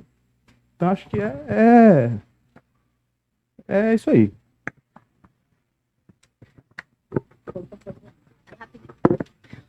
Oi, Bruno, pegando aqui o ensejo. Eu fiquei pensando aqui, né, que a gente, né, fazer um livro com 700 e poucas páginas, e claro que a gente vai sempre deixar coisas, né, trabalhos queridos, né, de fora. E eu fico pensando assim, uma das coisas que você tem muito, que a gente até tem nessa coisa muito compulsiva, né? E é muito engraçado, porque Bruno, a gente, né, estudou junto, né? Entrou na faculdade em 98, né? Acho que eu entrei antes, em 96. E Bruno tinha muito aquela coisa da compulsão, apesar de somos compulsivos, né? Mas Bruno produzia muito. E ele sempre chegava a dizer, Bruno, eu estou com crise, eu não consigo produzir. Não, o negócio é produzir. Faça muita coisa, faça muita coisa. E o meu modo de produzir sempre foi muito diferente. Eu não tenho essa necessidade de estar sempre produzindo. Eu posso passar, sei lá, 3 anos e vir uma ideia e dali eu parti.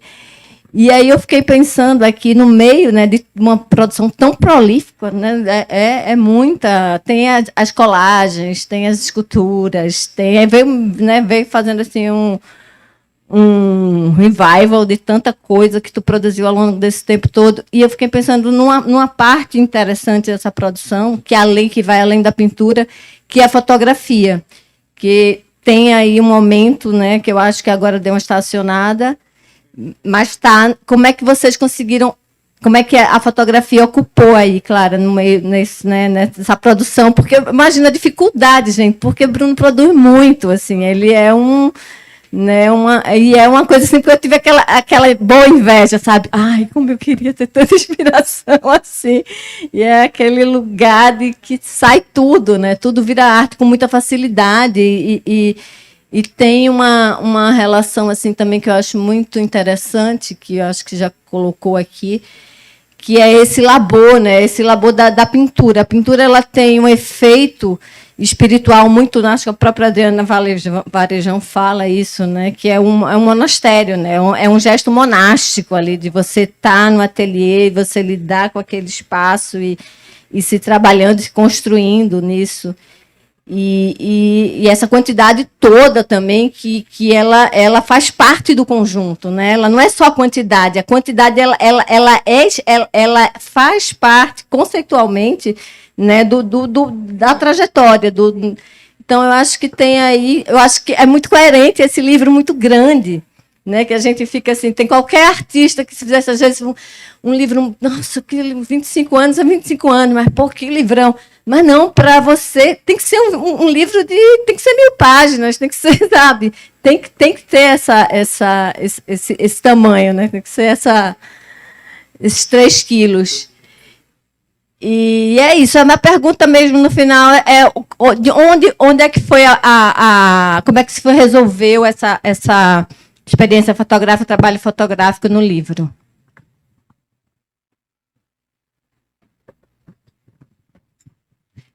Ju, eu acho que a tua pergunta me lembra a sua pergunta. Pensando assim, tipo, o que da minha parte, né, fica de mensagem, enfim. Que eu acho que uma coisa que atravessou muito as nossas trocas, e muito, acho que isso super está no livro, é olhar para os trabalhos de um ponto de vista formal, né? Como linguagem, assim. Porque Bruno, como ele é uma pessoa de múltiplos interesses, enfim, ele tem vários trabalhos, enfim, em torno de espiritualidade, ou, sei lá, alegorias, né, assuntos específicos. Então, tem ali uma tendência a apresentar o trabalho, primeiro numa lógica de séries, que é um pouco assim, digamos, interesses e esforços de pesquisa, e depois, digamos assim, sob o guarda-chuva da ideia de imagem ou de representação.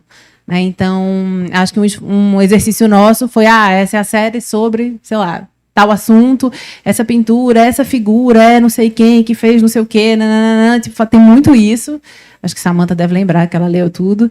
E aí a gente fez essa pergunta, mas e a pintura?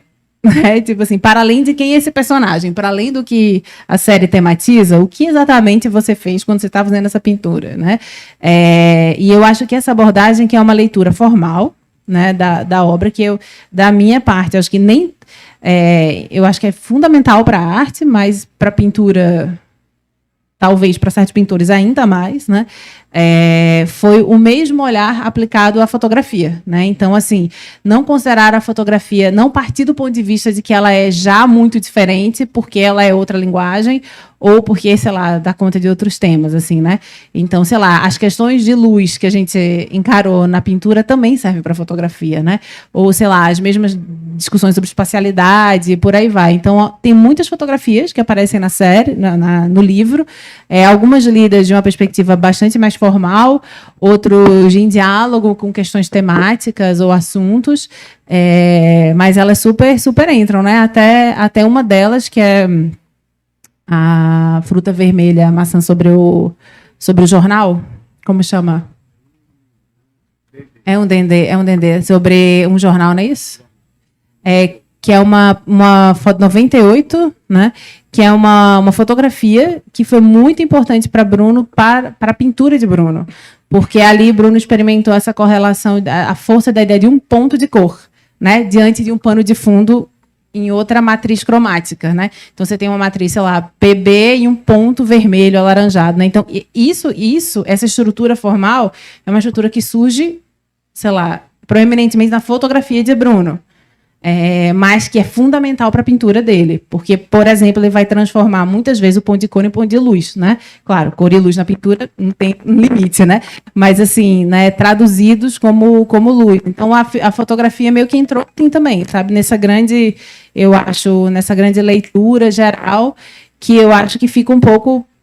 foi um grande debate nosso, né? Assim, eu acho talvez o maior debate, eu diria, ao longo do processo, que sim, existem temas, existem representações, existem imagens, mas um artista se diferencia, digamos assim, de outras formas de enunciar, né, de se fazer presente no mundo, pela especificidade das formas de fazer, de dizer, de pensar, né? Então, a análise formal não é necessariamente formalista, conservadora, careta, né? Ela pode ser exatamente o contrário, pode ser uma grande aliada da singularidade, né, de uma produção e até do engajamento político. Assim. Então, eu acho que a gente super tentou seguir nesse rastro no livro, sabe?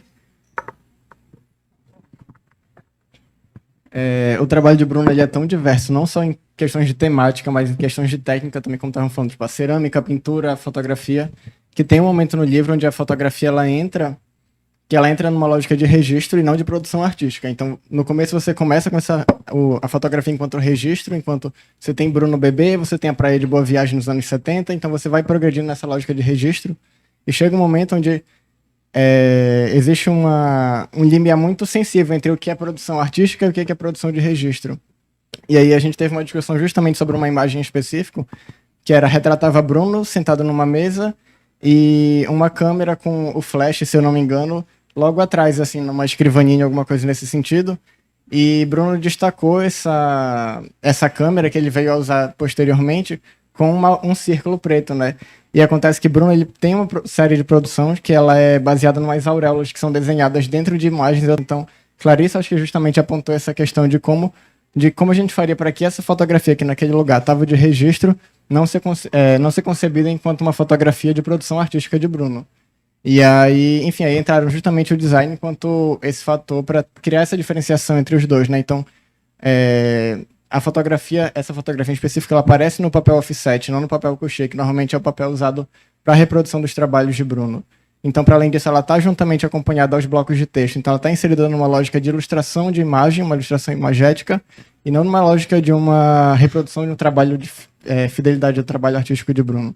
E eu acho que, tipo, justamente por ele ter essa grande diversidade de técnica e de temática, foi justamente um desafio de como deixar isso o mais claro possível para o leitor que está tendo contato pela primeira vez com o trabalho de Bruno. Pintar você tá isolado dentro de um ateliê. Você é um eremita, não tem outro jeito, né? E fotografar é sair disso. Então você tá ali isolado, respirando solvente, metais pesados, né? Então é um ambiente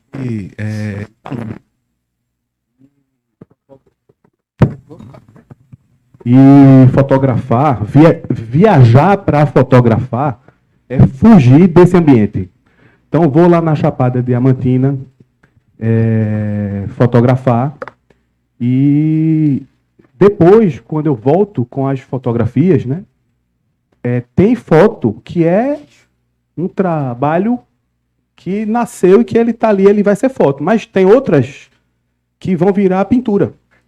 E a gente já vai entrar num processo de transformar a fotografia em pintura. Já tem outras que vão se transformar em desenho, em pastel, né? Então, a fotografia vai alimentar a pintura. E depois, quando eu vou pesquisar a mitologia e os arquétipos que estão ali atrás, isso já vai me incentivar a fazer outra viagem e fazer outras fotos. Então, um trabalho vai, entendeu, alimentando o outro. Então, há um ano só que eu comecei a trabalhar com cerâmica. Mas a mitologia, o que eu pesquisei está presente ali, a cor está ali, a maneira que eu pinto, que eu desenho está ali. Então, aconteceu uma facilidade de modelar e de trabalhar com a cerâmica, porque eu vinha da pintura, eu vinha do desenho. Então, no final, quando você vê, principalmente nesse livro, você vê tudo isso rebaixado.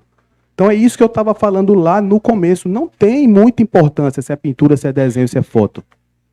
Então, assim, acontece você entrar dentro de um museu, né, e ver uma pintura, aquilo vai lhe arrebatar de uma maneira que um longa-metragem não conseguiu. Você vai ver um desenho num caderno que vai mexer com você. Então, como aquilo foi construído é o de menos. Agora, o mais importante do projeto, quem fez isso foi Clarissa, foi fazer uma organização transversal. Isso era o mais legal, porque eu queria fazer um livrão careta.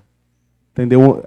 Vai ser ano tal, né? Aí vai ser essa obra. Vai ser ano tal, vai ser essa obra. Que é a maneira que eu já organizo o meu site, né? Por séries e por ano. Mas aqui você vê uma fotografia que vai chamar atenção para uma pintura, que vai chamar atenção para um caderno. Você vê aí uma santa que eu pintei em 98, que eu jamais colocaria, jamais.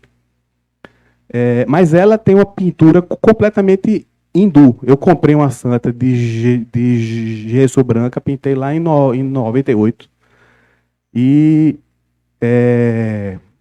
os ícones e o colorido dessa santa, que é uma Nossa Senhora, é exatamente igual ao que eu vi lá na Índia. Aí ela fez questão de colocar Santa, de 98, e a foto de registro de viagem, que não é necessariamente uma obra, de uma entidade hindu, junto, você vê, gente, é igualzinho, entendeu? Então você consegue mostrar que as referências, elas estão conversando, que o caderno vai conversar com a fotografia e que a motivação ela é uma só. Agora, por não aguentar ficar isolado, né, respirando esses materiais dentro do ateliê, eu tenho a necessidade de viajar e fotografar.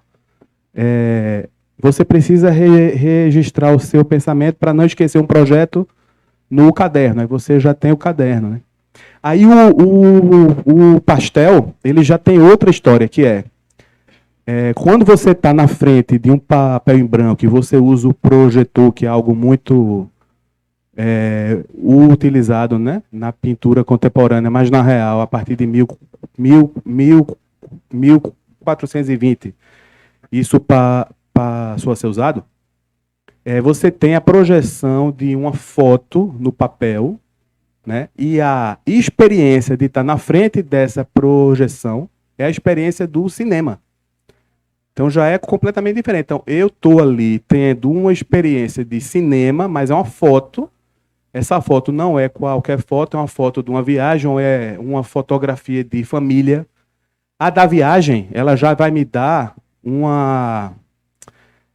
ela já vai me jogar para o inconsciente e achar algo que tem a ver com psicodelia. Se for uma foto de família, da série Requiem sobre papel de 2016, aquilo já vai gerar uma melancolia de uma memória de família. Então você está com aquela imagem gigante na sua frente, no papel que tem 2 metros, que é maior do que você, ouvindo o Requiem lá de Mozart, né? Você vai chorar e tal, vai lembrar da sua avó que morreu. Então, essa experiência, esse acontecimento é que faz a pintura nascer a partir da foto. Agora, uma foto de família gera um sentimento completamente diferente, que gera um desenho completamente diferente. Uma fotografia de viagem, que já tem outro som, então não tem como dizer que isso, isso é aquilo. Então, essa é a grande questão que eu falo desde os anos 90, lá na Federal, que, né, enfim.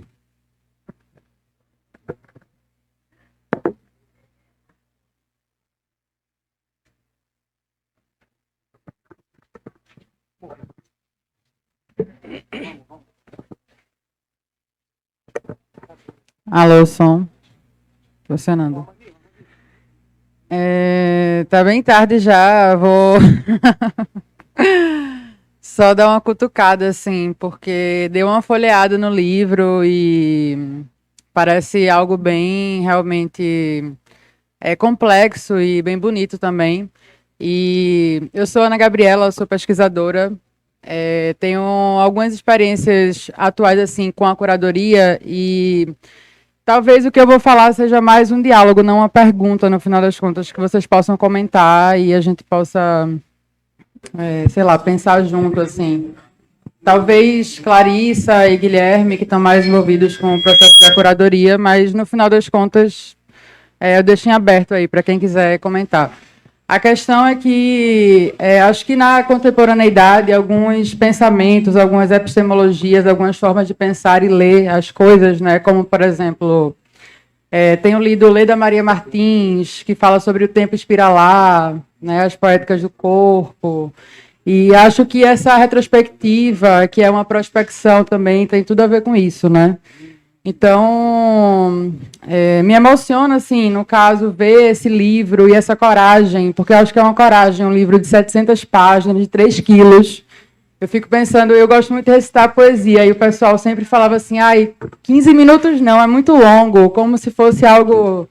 E o livro, eu acho que é isso, né? 700 páginas não, é muito longo, quem é que vai ler, né? E aí eu acho que isso é uma coragem, fazer isso. E acho que é importante. Então, talvez escutar vocês um pouco sobre como é que é essa lida, né? Se tem a ver, se é essa contemporaneidade, talvez Clarissa, que já está há mais tempo pensando sobre, se isso é algo realmente da contemporaneidade ou se é porque só agora está tendo espaço para isso, né? Essa coisa de falar do processo, né? Porque esse livro é sobre um processo, né? Um longo processo de 25 anos aí de produção, etc. Então, como pensar esse processo também sem ser o processo pelo processo? Como aprofundar essa discussão sobre o processo? Não sei, era um pouco disso que eu fiquei pensando, assim. E obrigada, assim, pelas falas. É muito bom aprender com vocês.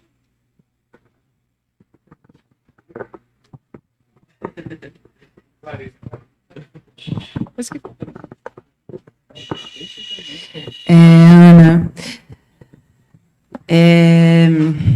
não sei, eu acho que, assim, eu acho que tem muito a ver com distância, com a ideia da distância, assim, porque, tipo, quando você se coloca distante de uma coisa, ela tende a parecer menor, talvez, mais recortada, mais simples, né? À medida que você vai se aproximando, tudo cresce muito de complexidade, eu acho, sabe? Assim, eu acho de verdade que todo artista, quando você se aproxima, ele meio que vira um grande artista, né?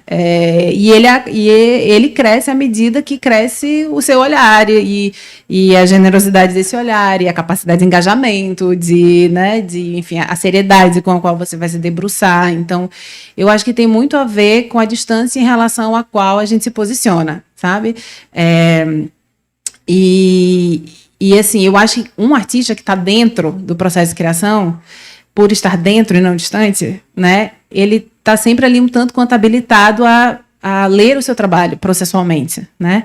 É muito, assim, eu acho super, na minha experiência, muito raro um artista que não se compreende processualmente. Ele pode até não se narrar assim, não se mostrar assim, por razões, enfim, do sistema, da arte do campo, né? Que pode não valorizar muito isso, mas eu acho que todo artista tem um pouco essa, por razão de escala, de posicionamento, essa vocação mesmo.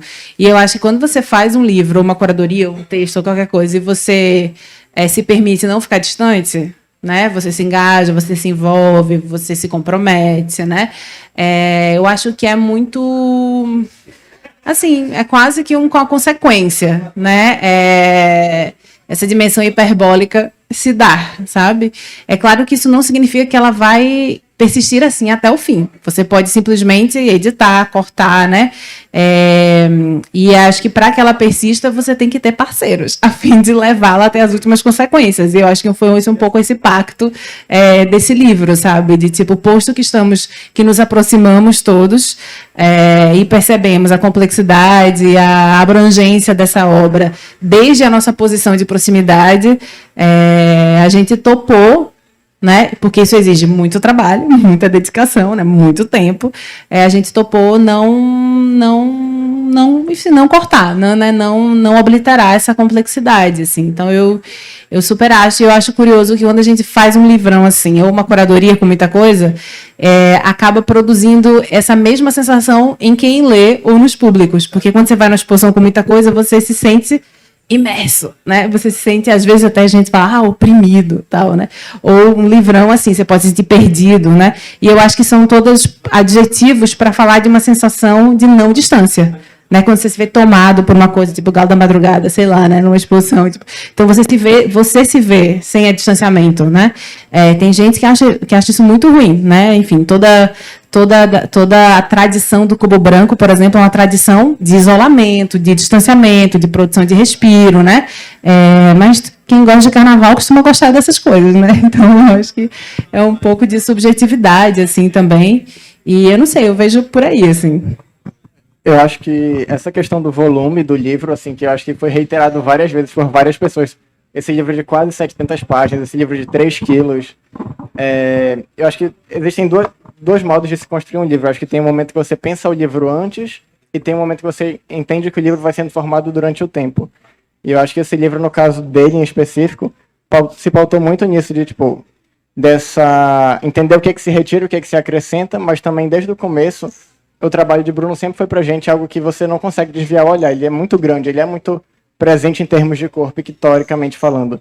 Então, desde o começo, quando eu apresentei o projeto para Gui e Rod, antes de apresentar para vocês, eu apresentei justamente com essa justificativa, assim, de dizer, eu quero que esse material tenha presença, e que ele tenha peso, e que ele, tipo, intimide, que ele chegue, mas ao mesmo tempo seja convidativo. E eu acho que, por isso, se você for folhear o livro, você vai ver que a tipografia ela se apresenta de forma muito grande. Você percebe que as fotografias elas ocupam uma página inteira, então o livro inteiro ele se dá sempre na sua frente, na sua cara. E eu acho que, em termos de volume, foi algo que ele foi sendo construído juntamente desde antes da gente entrar no processo, mas eu acho que essa cara de livrão e de peso e de presença que o livro ocupa hoje se deu muito enquanto uma construção coletiva que foi se dando durante o processo. Eu não acredito que foi algo pensado anteriormente, mas foi algo que durante o processo a gente entendeu que o livro exigia isso, que o livro pedia essa presença de uma tipografia presente, de uma cor que fosse muito presente.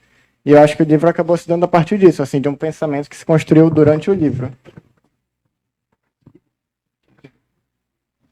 Não, e é só para encerrar, eu queria só agradecer a Bruno também por isso, né? Porque eu acho que não é fácil também, né? Abrir o seu trabalho, a sua vida, a sua casa, o seu tempo. Acho que, enfim, demanda também, né? Energia, honestidade, generosidade, né? E eu acho que é também, principalmente porque você fez, né, esse primeiro movimento, que o livro e toda essa dimensão pôde acontecer, né? Então, acho que é, de fato, um presente para todos nós, desde também a sua disposição a nos convocar, né, para a sua vida, trazer para junto. Então, a nos convocar, né, para a sua vida, trazer para junto. Então, obrigada, porque certamente, se não fosse essa energia, essa abertura, a gente não estaria aqui com 3 quilos no colo, deixando aqui a perna marcada.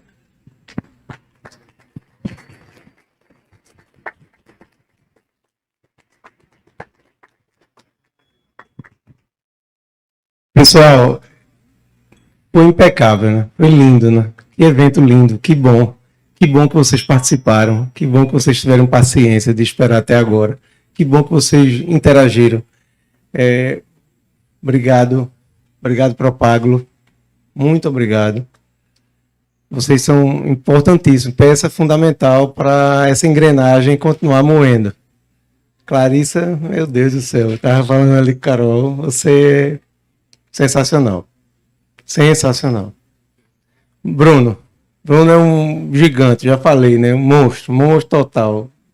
Genial, maravilhoso. Eu queria fazer um complemento dos agradecimentos que não fiz anteriormente. Laura, muito obrigado, Laura. Participou do processo, né? Junto aí com nossa Marcela e Jean. Jean fez o vídeo lindo, maravilhoso do livro de Bruno aqui no Jardim da Galeria. Então, muito obrigado, Jean. Parabéns. Amigos, eu queria agradecer a todos e a todas presentes e dizer que vamos agora encerrar a nossa palestra, né, nosso bate-papo. Muito obrigado, foi massa. E vamos ter uma apresentação. Eu não podia deixar de citar, quando eu vi a quantidade de equipamentos, eu disse, pelo amor de Deus, isso é lindo demais. É um projeto de uma galera jovem, não é? Eu quero citar os nomes de Pedro Muniz, Ícaro Silva, Tiago Coceiro, Laís Silva. Vai rolar um projetinho aí em breve, viu? Daqui a pouco aparece essa galera despontando aí e a apresentação, a abertura é aqui na galeria, o teste é aqui. Vamos ver se vocês vão gostar. Bom evento para todos, bom som. Em breve encerraremos. Valeu.